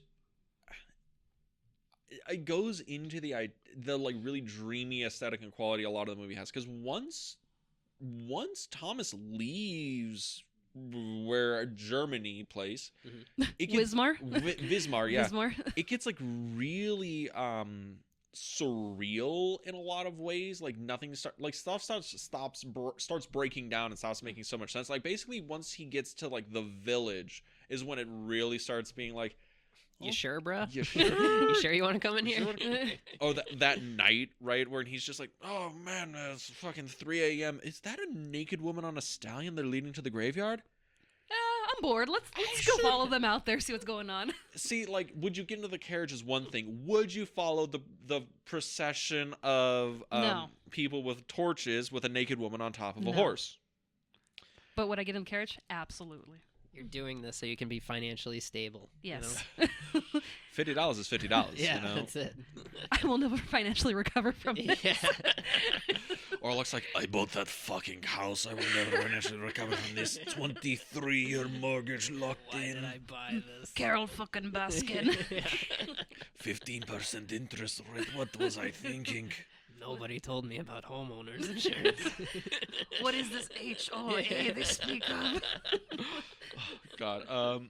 But yeah, so Thomas is there back at home. Ellen's having a fucking meltdown, just like As you do. you know, Love of your life doesn't listen to you, goes out on this journey for 6 weeks, doesn't write back to you. He tried. He had no reception. What do you want from me? He didn't write her a letter that says, There's not "Oh, a single letter. I have this weird thing like on my neck as I'm writing to you. I feel I have these 2 weird bites. They're so Yeah. close. I love how it comes back later where she's just like, you never wrote to me, and he's I like, love that scene so much. I love it. I 'cause did she- in the 1922 version. Come on. I swear. Yeah. I just love how she's just like, you never wrote to me once while you were gone, and he's just like, but I'm sorry, honey, please, blah, blah, blah. I'm like, why doesn't he just respond with, bitch, I was being eaten by a vampire. Or I did. tried. Yeah, it didn't get to you. I'm sorry. Fucking, it's snail mail. I gave it to. Or you shouldn't have left for the trip for the first time. He's You know, like, when I this- told you, don't do it. Me, I'm dying thinking you left me on red. Yeah, exactly. He's like, it's 1839. I gave it to the fucking illiterate errand boy and hope to God he made it back to you. Sorry, the Excuses, crow excuses. didn't make it there. I swore the crow cocked. Yeah. It's a carrier pigeon. Like, I put it on it and hope to God it made it. You know, that's just how it is. But, yeah, Ellen is having a fucking breakdown, and okay, this is where Lily Rose Depp gets to actually, like, flex, because this is when she starts having, like, the weird dreams and the possession stuff, and Can we everyone's like... Can we talk about the doctors? I had to, like, hit Dean during the movie. And the doctor goes, she's got too much blood in her. And I'm like, oh my God. Really? That's the excuse? She's contorting and she's, too much blood. Yeah. Put her I in a know." corset, tie her down, give her some ether, bitch will be fine. Oh, she's starting to wake up. Let's chloroform that bitch. Yeah, she's good. It was ether, totally medically valid. That... Willem Dafoe. Yeah, too much blood. Yeah. Poor girl. All right. She's good. Like, Those were the times. Yeah. There's something there, right, where it's like these men of science, the men, keyword here, being like, oh, this woman's having a thing. Don't worry, I have a penis. We'll just tie her to the bed, give her some ether, bitch will be fine, This woman's gonna stop the plague. This woman's gonna stop the it'll be fine. This woman that's contorting, uncontrollably. Put a corset. Look at her posture. Yeah. A lady of these times. I love how their medical diagnosis is put her in a corset. I'm like, wait, a fucking wait a minute, guys, was that like medical technology or was that fashion? Like, what are we fucking doing here? But yeah, she's like, oh, she sleepwalk. Put her in a corset. Women can't stand up when they're in a corset. It's impossible. Oh, she broke her leg? Corset. But yeah, the doctors, Willem Dafoe and all that, because they get introduced. I actually saw this at the halfway point of the movie, the exact halfway point. That's when Dafoe shows up in the movie. Yeah. Dafoe plays von Franz, he's the occult doctor that knows shit and drinks. Yep. And I mean, I love Willem Dafoe in everything. Yeah. He's wonderful. He's great here. He has all the cats. He also has the Shadow of Vampire reference, you know, being like, would you like some schnapps? You know, Schnapps? schnapps. But the doctor characters, right? Because I think the other two, they generally drop one of the doctors. Either there's either Seagrave or there's like a Van Helsing or whatever. Yeah. But this one actually has like both of them, which I think is neat. Mm-hmm. One of them is correct me if I'm wrong, the father in the From witch, the witch, right? yeah. I can't remember that actor's name, Oh, but he's he has incredible. He's got this voice. voice. I've never heard it in my life. It's like English, but it's Yeah, also dude. like deep, like an American. You Yeah, know? it's very memorable. Yes. Yes. You'll What's see that- it what's when, that when you actor's- watch the What's witch. that actor's name? Is it Severs the Doctor? Yes, That is Ralph Ineson. Ralph Ineson. I don't know him in anything else. He should have dubbed over Orlok's voice. Or helped out with the Brutalist. Oh, God, Jesus. That's the last time I'm going to bash on the Brutalist on this pod. Wait till the end when we start bashing on the whole Oscars as a foundation. And how Adrian Brody should have been in this movie. Yeah. You know, he should have been Von Franz. Orlok, yeah. Honestly, Willem Dafoe should have played Ellen. You know, we could have recasted this. But yeah, so we get the Ellen having the breakdown, and Thomas is just having a grand old time with Orlok, but No, he's passed out on the floor. Shooting the he's shit, you know. shooting the shit, you know. getting chased by dogs. Orlok's stealing his locket. hellhounds. Yes. But- But sir, my locket. Closes the door. Yeah, I know what this is. Yeah. But do you guys want to just skip ahead to like the scene or what? I don't want to give like so many plot points away. You know, it's still in theaters, guys. But like we got to talk about the scene, It's right? already on digital media. It's going to be released on DVD next month. But the scene though. The scene. Okay, so I don't know what scene I I'm know. talking about. There's so many. Yes. Well, I'm talking about the scene when Thomas finally gets home and him and Ellen get to have their like that scene. lay their shit out. Yeah. Yeah. Great scene. It's like to me it's like kind of the best scene of the movie. Yeah. Yeah. But Lily that's- Rose Depp is something else, man. I'm telling you. That's the one where I was like, okay, so this is the Oscar clip, right? Mhm. Where she gets to go from like, Thomas, I love you. Thomas, I hate you. Thomas, fuck me. Like all those emotions. Dude, she just she does something here that's very, very special, like on a performance level. And She I killed know it. she is the daughter of one of the greatest actors we have, Mhm. for sure. But between who's her dad? Jack Sparrow. You got to do the Really? run now. Ah, Come on, Dean. You could do the run. hmm? Do the Jack Sparrow run. The Yeah. Jack Sparrow run? No, I'm not a dancing monkey. Please, I'm a this thespian. is Johnny Depp's daughter. Yes. Yeah. So, of course, we're going to expect a lot from her. Between this, the clip I saw in The Idol, and all the great things that everybody said, like, this is just... I don't know if anybody was expecting this from her, like, after that No. weird Kevin Smith movie that she did. Oh, that's right, because she was in Yoga Hosers. Yoga Hosers, yeah. That, oh my... You know what I mean? Oh Like, my did we- God, did she we- was in Yoga Hosers. Did we expect this? I didn't. No. So, what I'm saying is just, like, the seizures, the compulsion, just, like, that scene together, the things that she's doing in one take, like, I really haven't seen performances like this in a long time. Mm-mm. And she's got something special here, and I expect it, obviously, because she's Johnny Depp's daughter. But I don't know, guys. Is it like, I haven't seen Johnny Depp do anything crazy like this? Now, I'm not saying that she's a better actor than her dad. I would never say that. Yeah. This is You, just you love Johnny Depp far too much. You were rooting I for him do. the whole trial. You were rooting for Johnny. This is just something that I'm monitoring, Mm. because the last two things that she's done are very worth noting. Mm-hmm. I can't wait for her to come back for Moose Jaws in the Kevin Smith movie. Hey, and if she does, that says a lot about her career choices, and I Cool. respect it. You know what I mean? You're just like, I might not respect the product, but god damn, I respect the game. All right. Yeah, you know, like, of course, if you go back and do a Kevin Smith movie after all this success, you're a real one. Oh God. Ben Affleck did it. I love how like Kevin Smith is just like, you know what? Anytime I was like suggesting an actor, I just said Affleck, and I'm like, you probably got Ben Affleck so many movie roles he really shouldn't have done. Damn it, you're the reason he had Geely isn't a Kevin Smith. Yep, definitely. I still like Jersey Girl. Yeah, Jersey Girl's bomb. I saw that in the theater. Yeah, You saw Jersey Girl in the theater? Yeah. 1999. That I think that's 99. Because it was his third movie. Because he did like Clerks, Mallrat, Jersey Girl. Mallrats, Clerks, Mallrats. No, there was Chasing Amy. 2004. Oh yeah. Oh. Okay. That. Wait, are you thinking of Chasing Amy is 97? Because that makes more or 99. That makes more sense. Yeah, probably. Yeah. And then there was Dogma. Dogma. Mhm. Yeah. Yeah. Chasing Amy was 97. Yeah. Okay. So let's move off of that. But, Yeah. But if she came back and did something with Kevin Smith, that'd be really really cool and show Yeah. just some not so responsible but cool career moves. But yeah, man, this Lily Rose Depp thing is something that blew me away. I think like more than anything in Mhm. this movie. She might be my favorite part of this movie.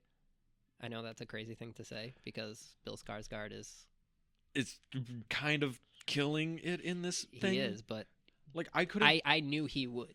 You know, I had no idea what to expect from Lily Rose Depp, and maybe I should say she was my biggest surprise. And it was so nice to see because I wanted this movie to do well, and I knew it would with Eggers and Skarsgård attached, and even Willem Dafoe. Mhm. But seeing Lily Rose Depp and what she did here, I was just like, okay, this brought it to another level. This makes me like this movie even 10 times more than I do, and I am going to be monitoring everything she's doing after this because I think we have something special on our hands.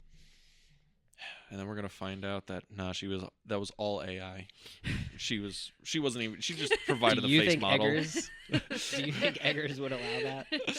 Absolutely not. But yeah. So The scene. the scene, right? That was the Oscar clip scene for me, and mostly because like what you're saying is again. I had no idea what to expect from Lily Rose Depp. I basically going into it, I was like, it's a Robert Eggers movie. It's gonna be good, but fucked up. Yeah, and horny.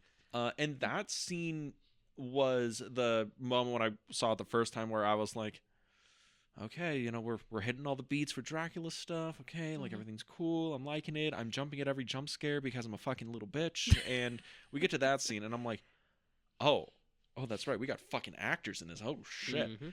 Because, like you're saying, it's something, like, special. But how I kind of describe it is she is, like, going hard. Like, that's that thing where it's, like, some actors, when they, like, cry on screen or they're going to do certain, like, acts on screen or whatever, there's that sense of, like, a self-consciousness where they're just like, I'm going to, like, cry on screen, but, like, I'm George Clooney. I'm gonna look good doing it, right? Like you're only getting the single sexy tear. I'm not gonna break down or whatever, right? I'm conscious of my image. She's like, so can I stick my tongue all the way out of my mouth and also look like I am having the worst orgasm of my life on screen? That is like doing that and then also going straight to like, I'm madly in love with you, Hutter, please don't ever go, and then turning right back around in almost the same monologue to fear and terror, and she's going all through these emotional beats, and then the moment when Tom is like, Hutter's like, I don't know what you want from me, and she like crawls up and almost looks like she's about to like go down on him, and she's like, you could never please me the way he could, and he's like, okay, now you called me out, and then they just like fucking bang, and then I smacked him when she goes, you can never please me the way he could. I smacked him. I'm like, oh my god, I want to be world star. Yeah. Oh shit, start chanting, he's Jerry, gonna kick her across the room. I was like, oh shit, Thomas is gonna let her have it, and I was like, oh shit, Thomas is letting her have it. I just wanted them to pause and play the Curb Your Enthusiasm theme after. Yeah. It's they do that, and then she starts yelling. It's like, yes, Thomas, yes, show him our love, and I'm like, what the fuck is that? It's the thing where I call it like that scene or whatever, because when I'm like thinking about it, I'm just like, oh, that is the entire weird shit of the movie, right? And then she goes, I'm unclean. And he goes, I still love you. I'm like, And then my he's like, God. He's like comforting her. He's like, don't worry, baby. Everything's okay. I know I just like pulled my dick out of you because you started coughing up blood, but like it's gonna be fine, babe. You know, a property like Nosferatu and giving it to the hands of Robert Eggers, how did we not expect something like this to happen? You know? Like I think you're right. He's too predictable. Way too predictable. Like I knew like all right, I need to see this with somebody who, you know, I don't need to like worry about if they're gonna be offended by like just because I know that there's gonna be some shit in here. And that scene is just it's fucking something else, man. Yeah. It's whiplash. Yeah, she did do the, you know, over the chair. Yep. Kind of like the Exorcist down the stairs, but A little bit, and they're just like, we're just gonna There move the she camera goes. Yeah. gently to like flip her up like upside down like this. Yes, okay. Yeah, more orgasm face. Yes, Lily. Thank you. Yeah, keep holding it. Yes. do you want me to roll the eyes again or keep them where they are? It's just like, good, but could you more like rough sex noises, please? Thank you. Yes, you're great. You're doing great, honey. We're gonna break for lunch right after this.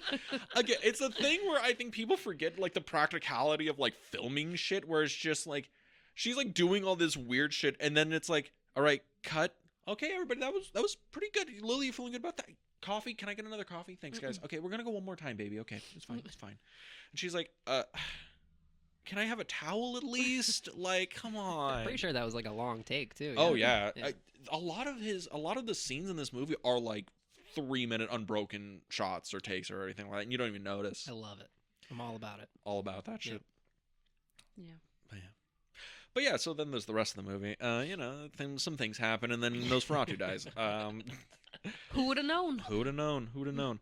But yeah, because the rest of the movie is, again, it's Nosferatu, it's Dracula, right? Yeah. But I think like the really interesting stuff is how they are handling the ending of it, because with the 22 version, it's, you know, Ellen dies sacrificing herself, Hutter's sad, and then Ron's like, oh, closes it. And then with the Werner Herzog one, Hutter is turned into a vampire at the end of it, and he rides off into the sunset, right? And in this one, it's back to the Murnau 22 version, but it's almost a thing where it feels a lot sadder than the original ending to me, because it almost feels like Orlok is so happy that he has Ellen now, and then he sees the sun and he's like crying blood or whatever, and Ellen comes up and like starts comforting him as he's dying, and it's like that's a choice, I guess. I put it like that. It's a choice. So I saw this interview with Eggers Mm-hmm. while I was going down the rabbit hole. Yes. And he explained that image of him on top of her, just like wasting away, Yeah. was an image that he had and tried to recreate when he was doing the play. And he was just like, this image is like really why I wanted to make Nosferatu. And not to spoil The Witch, but there's a very similar thing going on in The Witch. Which I feel like was kind of like a preview Yeah. for us for what we were going to see. But I remember him saying that, like, if it wasn't for this image that I had of this ending, we wouldn't have made Nosferatu. He wouldn't have been the guy to do it. I mean, that's the same thing with like Scorsese when he did Silence, where he was like, yeah, you know, 30 years ago I read the book and then I had this image in my head, and yeah, basically I only made that movie so I can get that one image on screen because I needed to get it out. And it's like, I like that about this movie now, knowing that is like, shit, he was like all invested on this. Like, he just like, I need to get this thing in my head out onto the screen. And the ending is, I've seen people meme on the final shot because, you know, Orlok's got the skip leg day, you know. But it's a really like interesting way to end it, because it's almost like, you know, Ellen's happy she's dying, and I mean, she says it at the beginning too. Does she? Well, yeah, when she's talking about her dream or her nightmare, and then she's, you know, I was at our wedding and I go up to the altar and you're not there, and death was there waiting for me, and I held his hands and I was so happy, and it was just like, Yeah, she's already accepted this before Yeah. the movie's even started. Yeah, Ellen, was ready to die. Wow, Thomas, not helping your mentally ill wife? Phew. Bad husbanding right there. Mm-mm-mm. She told him not to go on the trip, and Thomas is like, you know what? Going on the trip. It's for my career. I love how the guy next doesn't- scene transitions and they're in the carriage and they're both pissed off. And it's just like, he's like, I wish she would just be happy about me going on the trip. Like, I wish my husband would just listen to me. And it's like, Just Yes. steal right out of Barry Lyndon. Slight comedic cuts, Mhm. which are super needed, Mhm. and like they're here a little bit in this movie. yeah. Mhm. Small, because it's such a dark film. Yes. Like we need the.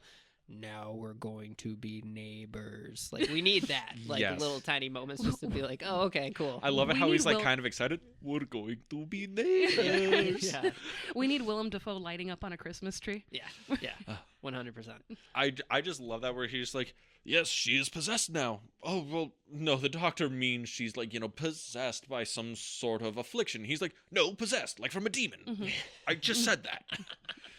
It's almost like an SNL sketch in some of those like deliveries. Yeah, But, yeah. It's very on purpose. Oh, children, you're afraid of the monster in the dark? You'll be fine. Good night. Close the door. All the lights turn off. Can we Just like, can we talk about that eventually too? Oh, Yeah, absolutely. we can yes. talk about it now. It's- Just like let's just kill So, two like- kids. That Murder the that's the thing, like, shit was out of them. shocking. Actually, like, are they just hitting up Skarsgård if kids are being killed in the script? I think you would have to. Yeah, like is he just? he's kind of typecasted in that. Like He's reading the script and weeping. He's like, not again, there please. was certainly I like can't a play shift. John Wayne Gacy anymore, please. There was certainly like a shift, because like kids have been dying in horror movies forever, Yeah. but like most of the time it's off screen or whatever. And dude, Or like the kids are like teenagers and they're like Yeah. 24 playing like 17. or they're like annoying and it's fine. Yeah. Yeah. It's like, finally. and yeah. it's never like little kids. Like if it's a little kid that like dies, it's like, oh well, this little kid died in this like 2.5 hour drama, Dude, and it's like the sad part of the movie. this It remake, Yes. Georgie. Yes. This is the only time I was afraid of Orlok in the movie. I was just like, oh my god. The rest of the time, we're good. But it was like this, like, oh shit. Well, He's that's what- cracking those kids open like they're Red Bulls. Bro, and just dropping them. Yeah. Oh, Dropping them. I was like, oh damn. And like, I honestly, I hate to say it, I was expecting it, you know, Yeah. because I had seen him do Pennywise. I Mhm. saw him brutally kill Georgie. Yeah.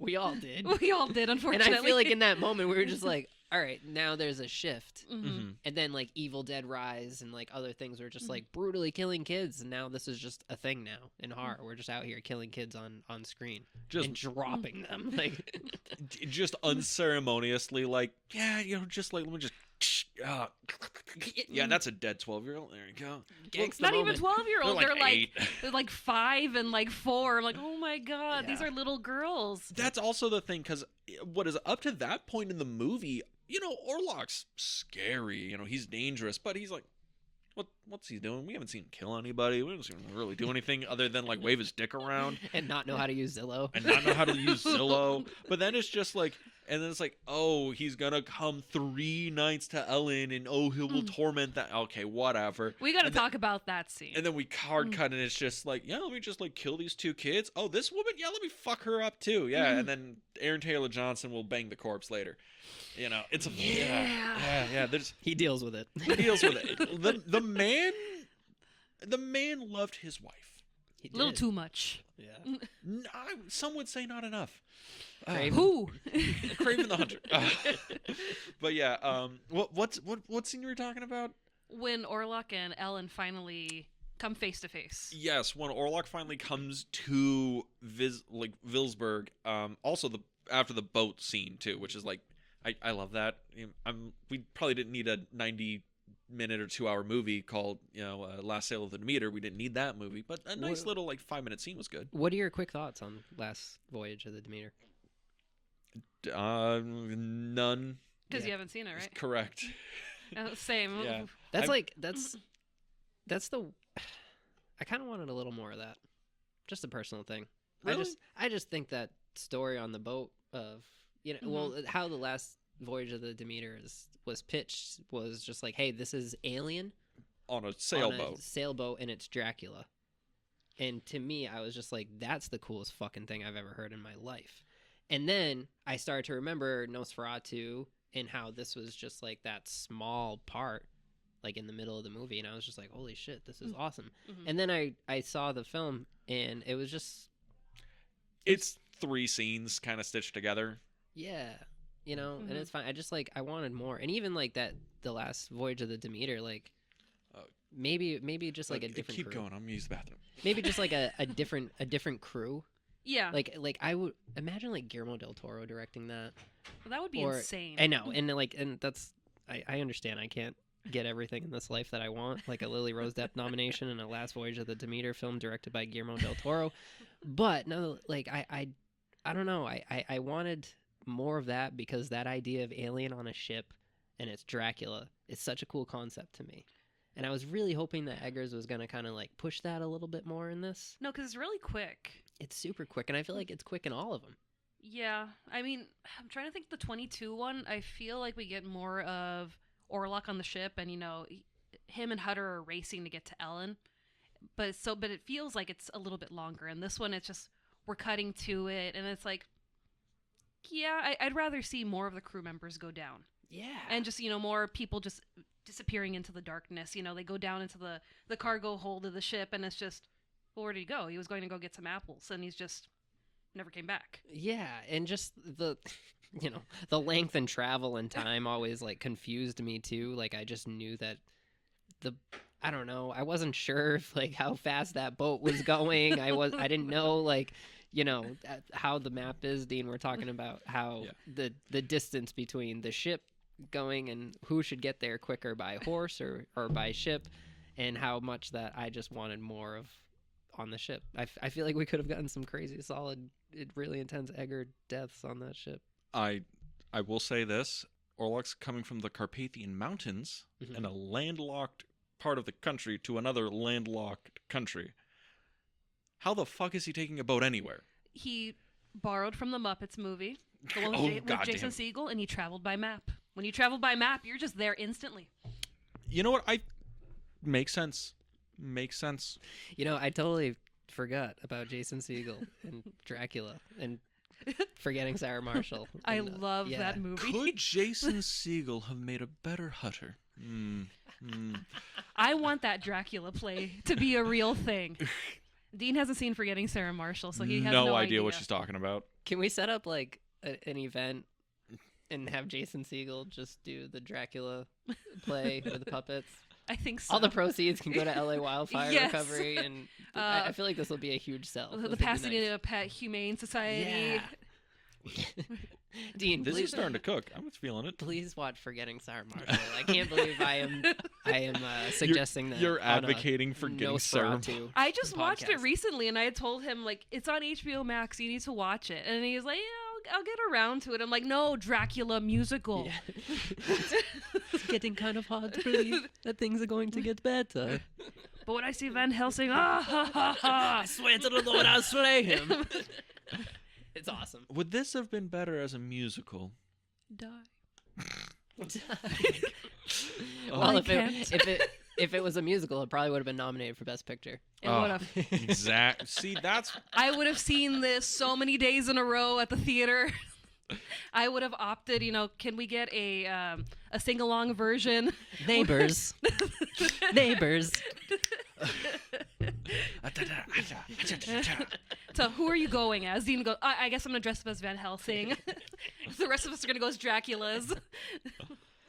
The ship. Yes, the ship. Honestly, yeah, it could have been longer. Sorry, I went to go pee and I've lost the plot a little bit. But yes, the boat. Aliens, but it's Dracula. That's awesome. Totally awesome concept. I think the issue is like, because in the Dracula book, it's like a chapter, I think, and I just don't know how much like there is to work. I guess you would just literally have to write aliens, but on a boat, and I don't know how much like the Dracula story is there. I guess the problem is how it ends. Yeah, is the thing. It's the captain's log, right? Mm-hmm. Yeah. So I think that would be my only thing. This is about the Demeter, Last Voyage of Demeter, whatever. It's like, yeah, the only issue with that movie is you know how it ends, right? In context, it's like, oh man, this is a oh, that's weird. Fucking Dracula's coming for me. It's the whole thing where it's like in context, it's like, man, outside of this, I know exactly how this began and how this ended. It's kind of like the thing where it's like, we're going to tell you the middle part of a story kind of thing. And that's like that movie to me. But you know, however we execute it is all that fucking matters. They got Rogue One it. They could Rogue One it, Yeah. you know. I didn't know how Rogue One ended, and then I feel, you know, it was cool. Yeah. I had no idea. What is it? I have like people who say like Rogue One is the best Disney, you know, Star Wars movie that came out, and then I have other people who like it's literally the worst thing. People only care about the last 5 minutes of that movie, and the rest of it is dog shit. And I don't know how to feel about Rogue One anymore. That's for a different podcast. Yeah. When we do Defensive Star Wars Part 2, yes, Yeah. That was an interesting month. A good month. great month. Yes. But yeah, but what was the scene we're going to talk about before I? Ruined everything. when Ellen and Orlok, they finally come face to face, and he goes, "I'm going to give you the 3 nights." That's right, because it's the first time they actually get to meet, which is really intense. Because Well, I mean, apart from Like outside of dreams. dreams, dreams. and the first time, and then he like chokes her. she was kind of into it though. Yeah, a little bit. Definitely. Yeah. Yeah, I- that's what this whole movie's about, right? Yeah. I love how they talk to each other too, because what is it? He is like, you want me, you want it, and she's like, I hate you. As she's getting closer to him, she's like, Yeah. I fucking hate you. Dracula's way more fuckable than you. Yeah, dude. And he's like, if Dracula's more fuckable, then why are you so hot for me right now? Because that again, a lot of the what is it? The story to me is this movie is about this interaction, this kind of toxic relationship where she's like, I hate you, I don't want you. I had this nice guy who I'm married to, but God, you were the best sex I ever had in my life. She's like, Fuck. she's like, I hate you, but I'll shove my friend off this bed right here, and just handle this right now. Yeah, and that's like the thing where I feel that's what a lot of this movie is like the toxicity of this kind of like purely lustful sex-based relationship that she had with Orlok that now she can't. With Hutter. Yeah, and she can't like get the same. She can't get the same, juice for the squeeze she can with Thomas, That's the thing. And I think that's what this scene is really exemplifying. Like, I think this is kind of the story of it. It's the parallel scenes with this and with Thomas, right? Choose, Lily Rose Depp. Choose. Yeah. Live with your choices. Live with your She's decisions. like, damn it. Yeah. Bill Skarsgård or Nick Holt. How is a lady to choose? Yep. Actually, how is a lady to choose? It's very Phantom of the Opera. Yeah, I and guess people so. are calling for Eggers to do Phantom of the Opera because they think that he could do it justice. I've heard that. I mean, Yeah. at this point, I'll watch him direct a Little League game. You're just like, No, not the children. Yeah, a lot of kids. Yeah, it's gonna episode 3 of Star Wars. yeah. But yeah, we talk a lot about the plot of this movie. I guess a broad question before we start heading out here. This as an adaptation of Dracula, Nosferatu, all that stuff. You've seen the original silent film, right? Yeah. Okay. Have you seen the Herzog one? Yes. Oh shit. Okay. And I also noticed you guys didn't do an episode of Shadow of the Vampire. We there was a debated. fire. God damn it! Yeah. LA is on fire, people. Oh, you guys are like a week late releasing things, and there's that. Fuck, all of the city's on fire. I didn't know if were you planning on doing one? There was a plan, yeah. Like it's fucking awful to try and find a copy of that movie, but I found a physical copy of that movie. And I was nice. Like, Where were we? Were we at the used bookstore? yeah, it was Book Off in Fullerton, I think. Used books in Fullerton. Yeah, but the thing is with that is it has a commentary by Nicolas Cage because he's the producer of the film. That's right. Yeah. And I'm like, I bought it because I need that. I need Nicolas Cage talking You about need Nosferatu. long legs. You I need need long it. legs telling you about it. I need it so. Does he do the fucking commentary as long legs? bad. He's been like, I've been workshopping this character for a while. Fuck. I started to Trump there for a second. Yeah, I don't know like, why. that's a little Trumpy and less Cage. We need Rage Cage. Nosferatu started the plague. God, guys, Nosferatu started the plague. So I'm working it. I'm building up to it. I got to work on my Cage. But Rage Cage, come on. we'll do Rage Cage month. It'll be great. We'll just talk about all of Nick Cage's wildest movies. It'll be a long, long year. But yeah, but this, as you know, as it power ranks with the other Nosferatu films, right? Because I think we talked about this in like context of Eggers films, right? Yeah. I think I made my thing where it's like this is his worst film, but it's not a bad film in any way. Can you rank the Eggers films for me? Yeah, I can do mine. My number 1 is The Lighthouse. My number 2 is The Wish. My number 3 is The Northman, and my number 4 is the Nosferatu. That's my 4. You like Northman better than Nosferatu? I gotta revisit it. Okay, dude, I'm gonna tell you this right now. The ending of that movie, where it's 2 Vikings sword fighting on top of a volcano. Yeah, it's bomb. Yeah, dude. Yeah, are you fucking kidding me? That's the greatest ending in all of like cinema history. Are they naked when they're doing that? Yeah, but you don't see dong. Well, it's an Eggers movie. It's an Eggers movie. Well, that's what I've been seeing. People are like, "That's how all his movies end." I'm like, really? Everyone's just naked at the end of his movies? Yeah. Actually, Yeah, yeah, kinda. actually, yeah, basically. yeah. Actually, now that you mention it, yeah, they're in every movie they end naked. They all start with clothes on. Fuck, I just realized that. Yeah, they all end with naked people. See, But this yeah. is what I'm talking about. The more and more you watch these movies, the more and more you're gonna see. The more you know. The Yeah. more you know. Yeah. But yeah, those would be my 4 because I really do like the Northman, but like the Lighthouse is like so fucking good. Like that movie speaks to me on like a personal level, as a former lighthouse keeper. But yeah, but what about you? Number 4, I'll start there, would be Okay, the okay. Northman. Okay, not your cup of tea. No, I liked it. But again, like this is his Is it like worst film, but I'm not saying that it's a bad film. I just think it's the one that's not as good as the others, but I still enjoy it, and I'm excited to revisit it. I see. And then number 3, Nosferatu. I see. And that answer might change, as the years go by, but in this moment, number 2 is The Lighthouse and number 1 is The Witch. The Witch is fucking phenomenal. I can't wait for you to see it. We almost got to see it recently, Oh yeah. which was heartbreaking. I think it was it the Egyptian or was it the Arrow? Yeah, It and wa- he was there too, right? Yeah. Yeah. I think I was out of town for that. I saw that Yeah, they were doing that. It was the Egyptian, and Robert Eggers was going to be there doing a live Q&A right after the movie. They were Against his will. against his will. They were going to watch the Witch and everything. And was it the fires that canceled it?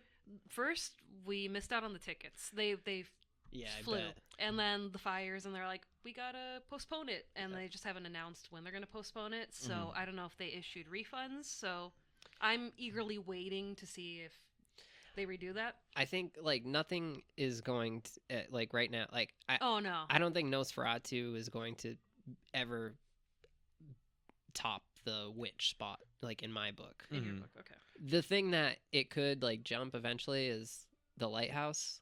I just doubt it, man. I'm a born and raised in New England. I fucking love horror movies. I love real authentic shit like this. This so movie speaks to you on a spiritual level. The Lighthouse is fucking dope, dude. It's so so funny. good. It's so funny. It's so funny. And it's so weird and complex. And only these people could have made this movie. If anybody else stepped in here and replaced somebody else, this movie would not have worked the way that it did. And there's a lot to say similar with Nosferatu. But, it is a remake. Mm-hmm. So I do want to note that that's probably one of the reasons why it's not going to take the number 1 or 2 spot from me. Mm-hmm. The Witch and the Lighthouse just felt so original. They're movies that, to coin a phrase that Becky loves using, every Eggers movie is almost like lightning in a bottle kind of thing where... Alex is somewhere. He's like, yes, Dean said it. Yes, I know. Because they use that to answer questions where I'm like, why does this do like this? Lightning in a bottle, Dean. That doesn't answer my fucking question. But Does it not for the 1997 or no 1999 Mummy?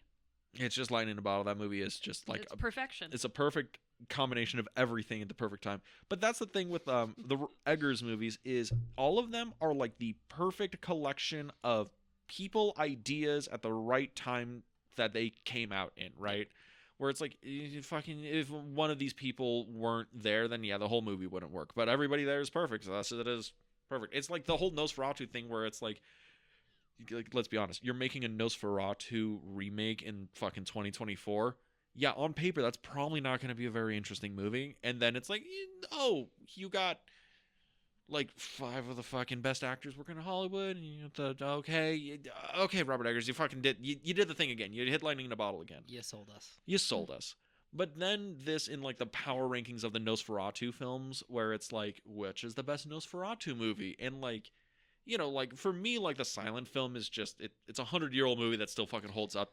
You know, respect your elders, man. Respect your elders. But then it's like this in the Herzog movie, and it's like I really like Kinski's Nosferatu. I really like Kinski's Dracula. But so it's like those two. But I would probably say this is like better than Herzog's movie. But I would agree. But I haven't seen Herzog's movie in a while, so. I will say, I You feel saw like like a few weeks ago. What are you talking about? There's Well, I a haven't lot seen it more 30 rats. times yet. There's more rats in this one. There is more Yeah. rats. Yeah.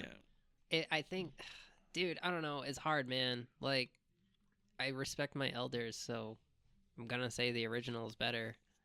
Mm-hmm. But I don't know. Am I like like this Eggers movie is really fucking awesome. I'm not like they made Nosferatu in 1922, so 102 years later this team could do this. But like in a lot of ways, it does kind of feel like that in their own way. But what I will say is I like the Eggers remake and the 1922 original better than Herzog. Yeah. And I didn't hate Herzog's. I thought there was a lot to it that I liked. There's a lot of differences that just I appreciated, but it's got the number 3 spot. Yeah. Shadow of Vampires, number 4. I movie want is so good. I want to do a Shadow of the Vampire episode like really bad because that movie was really really fun. I'm trying to think where we could put that. Well, when we do Defoe month, Could do. we Defoe just do month. Defoe year where we talk about every Willem Dafoe movie he has ever been in. Because that would be a very long series, but also would be amazing. That'd be a wild month. We would do Wild at Heart, and then we would do Spider-Man. Yeah. You know, that'd Obviously. be great. You know, Green Lantern. wait, he's in Green Lantern? No. He is in Spider-Man, right? No, he's the Green Goblin. Green Goblin. Sorry. Yeah. I'm over here being like, wait, he's Hal Yeah. Jordan? Sorry. What the fuck? Yeah. Is this some '90s movie I didn't know about? But yeah. So, any other thoughts on Nosferatu? Where do you guys compare it? Like, is this the number 1 film for you guys of 2024? Yeah, I mean, Yeah. probably my favorite. Mhm. Again, it's the thing where it's like I love every Eggers movie. But yeah, this is probably my favorite movie I've seen this year. Same with me. Right behind Strange Darling. It's my number 2. Thelma. It's my number 3. It's a great movie we saw at Sundance last year that had a wider release this year. Anora, number 4. Longlegs, number 5. DD, number 6. The Wild Robot, number 7. Dune Part 2, number 8. It's What's Inside, number 9. And Jury, number 2, number 10. I like Nosferatu better than all of those films. And it was really, really hard putting it, next to Strange Darling because I really like Strange Darling. I don't know if you guys saw it yet, but Not yet. it's But good. over Longlegs, really? No love for Nicolas Cage. I see how. Hey, listen, Longlegs from July to December was my number 1 favorite movie of the year. I need you to know that. Do you guys think this will win any Oscars? I hope so. I For the think- 4 that it's nominated for, like, it has to. I think I said earlier I was like production design and makeup. I was really strong about. Those are the 2 I'm like really really good chances. Cinematography, I want it to, but You know what's bothering me? What? Everything that they're going up against. Production design is like amazing and yet should win, but like, is it gonna beat Wicked? See, that's the thing with Wicked. They're doing it. It's the whole thing where it's like it's a fairy tale musical and they're recreating this and that. But it's the thing where the fight's gonna be between we created a world where with Nosferatu it's like we recreated history. Well, we also built it too. It's not green screen. It's, physical either locations or they built the town of Wismar, or, they're out with the gypsies and, actual wild terrain in the Czech Republic. And it's like, no, they're actually going places versus, putting these actors in front of green screens and whatever practical effects that you can have there. It's like, no, they actually immersed you into a world versus, yeah, it's pretty, and we're singing, and it's like, no. And you know, the authenticity of it, going to these real places to do it, should absolutely be celebrated. Exactly. Because I'm sure it took a lot of work and money to get everybody there. It is funny because you say that, and I actually have like the numbers right now. Like they released like the budget of the movie, right? $50 million for the whole thing. The Northman cost double this. Ooh. The Northman was $100 million. This was a $50 million film. Well, there's no volcanoes in this. That's what I was gonna say. Like, Yeah. That's the thing. They built a real volcano. they did. That's expensive. And Only one swinging dick in this one. There's a lot of swinging dicks in the Northman. so That adds many, up. so many. Yeah. It was like $100,000 an inch on there. God damn. But with the box office right now, because it's still counting, because it's still in theaters. Also, if anyone's listening and made it this far, go see it in a theater. It's really good. Please. Yeah. If you're in LA, go to I don't think the New Bev's playing it anymore, is it? I think they extended it, but I don't know if it's finally timed out of it. The Frida, they're still going. Oh, dude, go to Frida. And hey, guys, thank you so much for introducing me to the Frida. I love the Frida. It's a wonderful place. Shout out to the Frida. Great place. Yes, we love the Frida, and the New Bev was awesome. Yeah, I mean, this movie is shot on 35 millimeter. New Bev only plays in 35 millimeter. That's was like, we have to go. Yeah, I'm glad you guys did. But El Coyote for dinner. Oh my god. I love El Coyote. Only cool people do that. Only cool people go to El Coyote for dinner after a New Bev screening. That's true. That's true. Honestly, like, before I forget, the movie made $160 million as of this morning. It's like the highest grossing horror movie of 2024. You can do whatever you want now, Eggers. Boom. Yep. Nailing it. But about the whole like screening thing, I really want to get through the whole thing of right after we saw the movie and Becky's mental breakdown. Oh yeah. Please share. Because we're after seeing the movie, I'm like, I've bought it. I'm like, I like it. It's really pretty. It's cool. I already seen it. I had processed my feelings on it. Great movie. Really like it. You already knew about the mustache. Already knew about the mustache. Already had it like written on my letterbox 4 out of 5. Great movie. 100% go see it. It's super good. And then we go and see it. We're walking out. I'm like, how'd you like the movie? And Becky's like, I don't know. Yeah. Who am I? Yeah. And we're sitting, and I swear it is a half hour of us just talking about the movie so she could be like, I should love it, but do I hate it? Is it awful? No, it's perfect. But there's something wrong, and it's wonderful. It was so adorable. She could not come up with anything she could figure out why she didn't like the movie, but she couldn't figure out why she liked it at all. It was great. Yeah. It's something to talk about, and I think you guys will have similar conversations after you watch The Witch and The Northman. In the Lighthouse, of course. It was just weird, because usually I walk out of a movie and I know I loved it, I hated it, and this one was just, I know I love it, but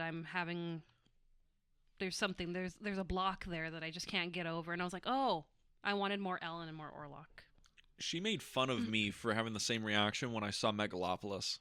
I still haven't seen Megalopolis. Okay, so that makes me so happy. No. Because Dean is just like, please, somebody watch it, and everyone's like, I don't know, maybe some year.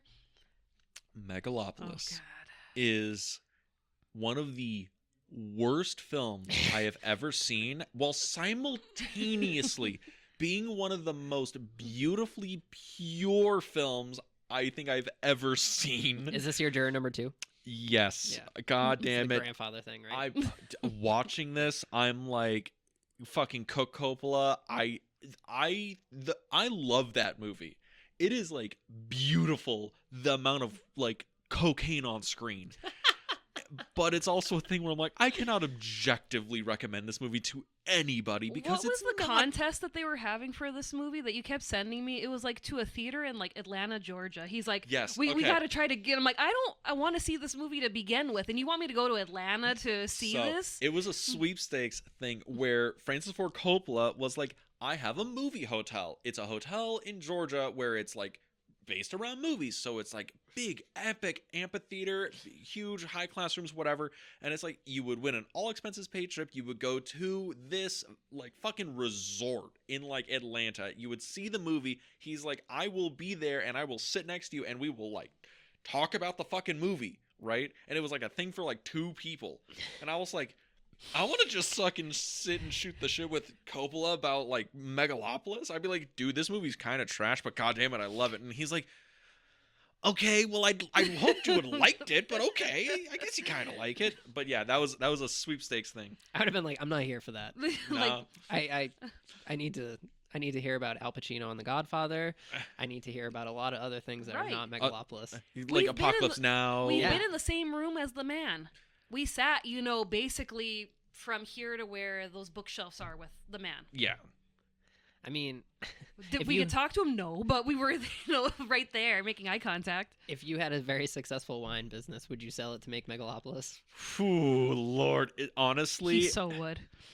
if I had a very successful wine business, I would probably be like, I made the fucking Godfather. Let's kick Yeah. the feet up on the desk and ride out retirement. Yeah. But I am not Francis Ford Coppola. You really had to do this one, huh? Yeah. Sophia's really. just like, Dad, you sure? Like, Are you Yeah. sure? Like, I was kind of counting on that.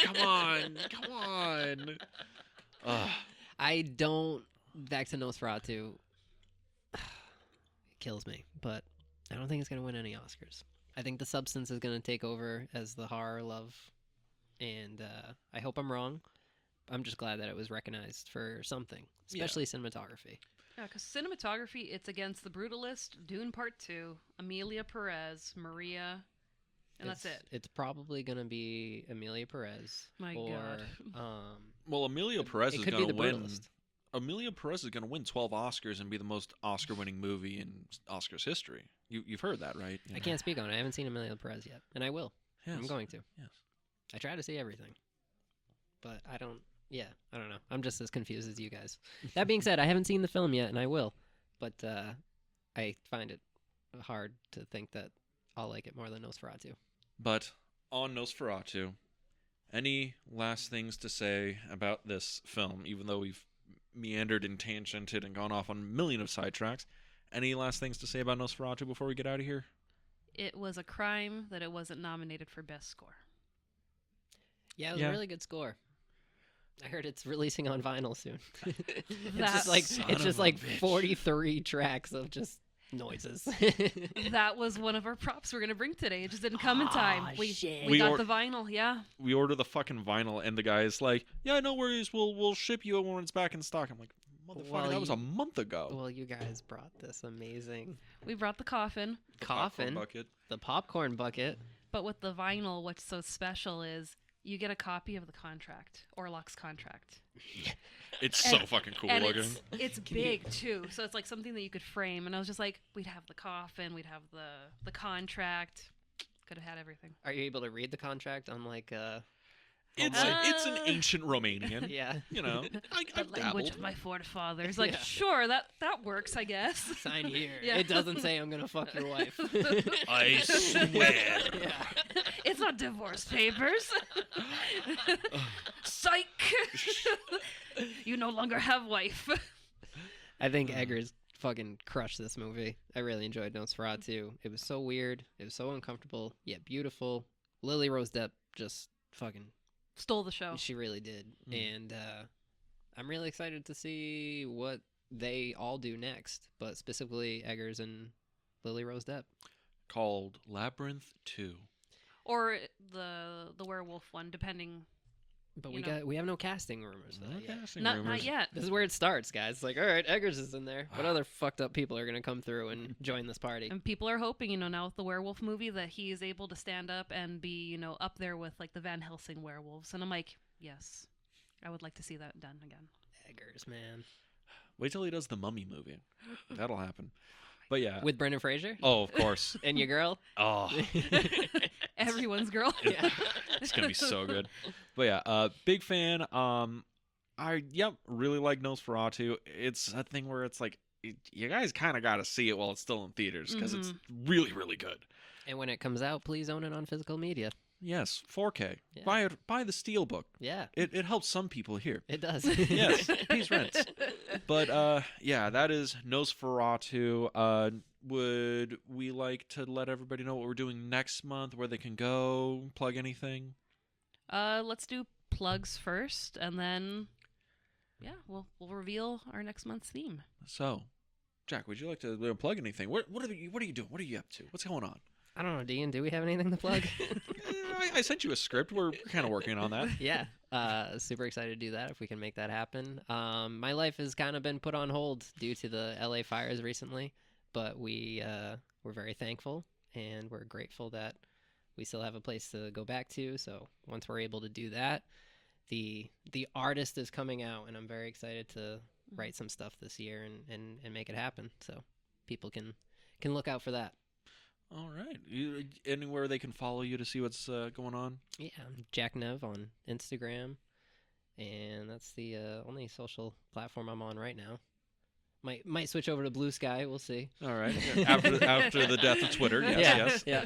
But yeah, man, weird time to be a LA resident, but happy and thankful that we're here and we're still creative and still talking about what we love is movies. And in this time, I encourage everybody to write your stuff and make your stuff, because not only do we want to see it, but we want to talk about it too.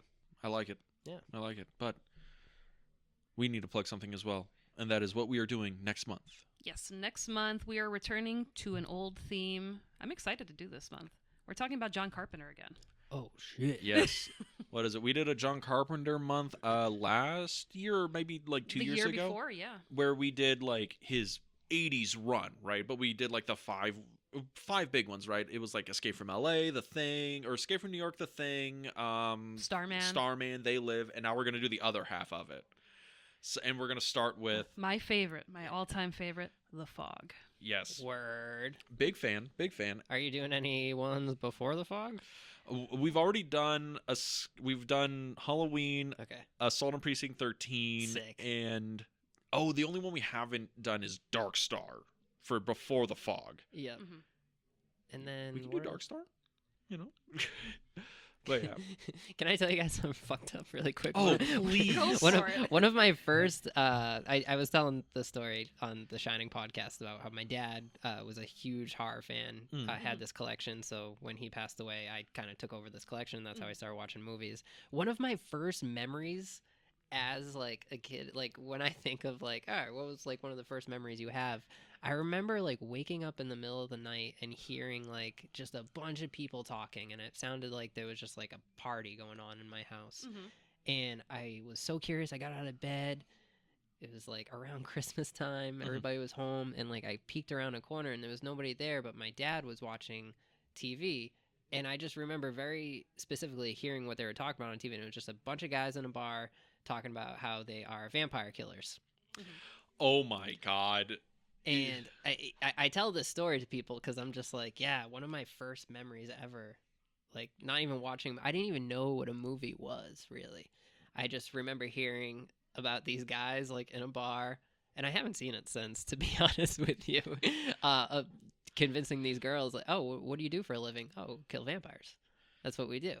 Is your first memory John Carpenter's vampire? Oh that's my what I'm God. telling. That's what I'm telling you on the podcast, Dean. It's one of my first memories ever. Is just not watching it, but listening to that conversation of that scene in the bar and vampires. Is James Woods' voice just embedded in your soul Yeah, forever? dude, I've been rewatching Entourage too, and he makes an appearance here and there, and I'm just like, yeah, that's the guy. That's him. Oh, that's wonderful. Yeah. I can't wait for us to do Carpenter 2. When we do Carpenter 3, that's going to be all the 90s Carpenter movies. Yeah. And that's where you get into some like rougher that stuff. Prince of Darkness? Prince of Darkness is still in the 80s. We're actually Okay. thinking about doing Prince of Darkness. The 90s ones are like where you start getting like Ghosts of Mars, vampires. Are you going to dedicate a month to 90s Carpenter? I want to so bad, and Becky's like, I will not review bad movies. I'm like, we do all the time. Oh no, I've changed. We've changed. I've evolved with this podcast. I can't wait for us to do the Room month, where we just talk about the Room 4 weeks in a row. Well, no, he has his new movie.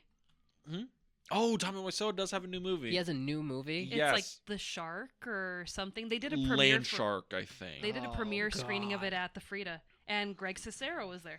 No way. He's there all the time. He has to live like 10 minutes away because he's there like once a month to do like the live Q&A for the Room. And Bro. they throw spoons, and so it's like, if you want to go. The Frida's cool, man. I mean, Oh, yeah. You know, Sean Fennessy, I know, lives very far away, and he was there to present Who Framed Roger Rabbit, which was A great movie. great screening.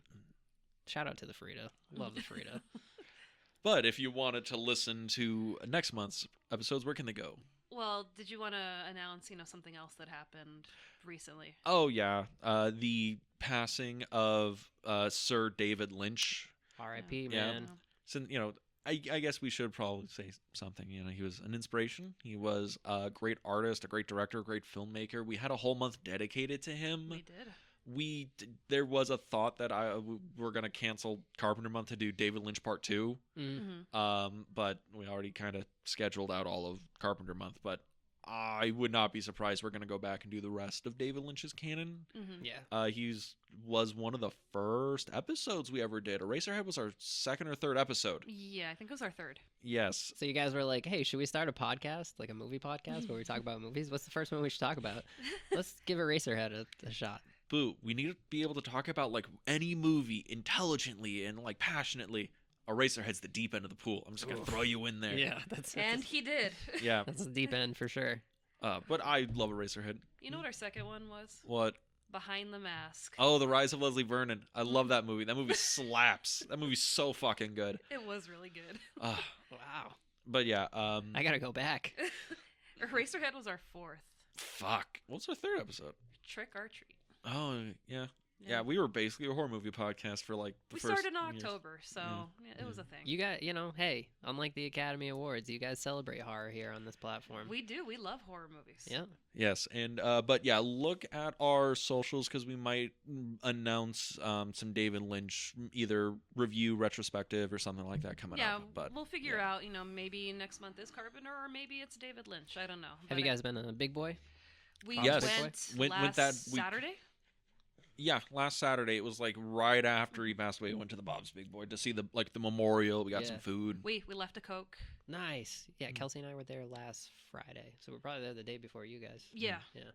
They actually, what is it? The other Bob's Big Boy is like down the street from here. There's only like 4 left in California. For Gotta go history. to go to the real one though. Oh, yeah, you yeah. gotta go to the real one. They shot Heat there.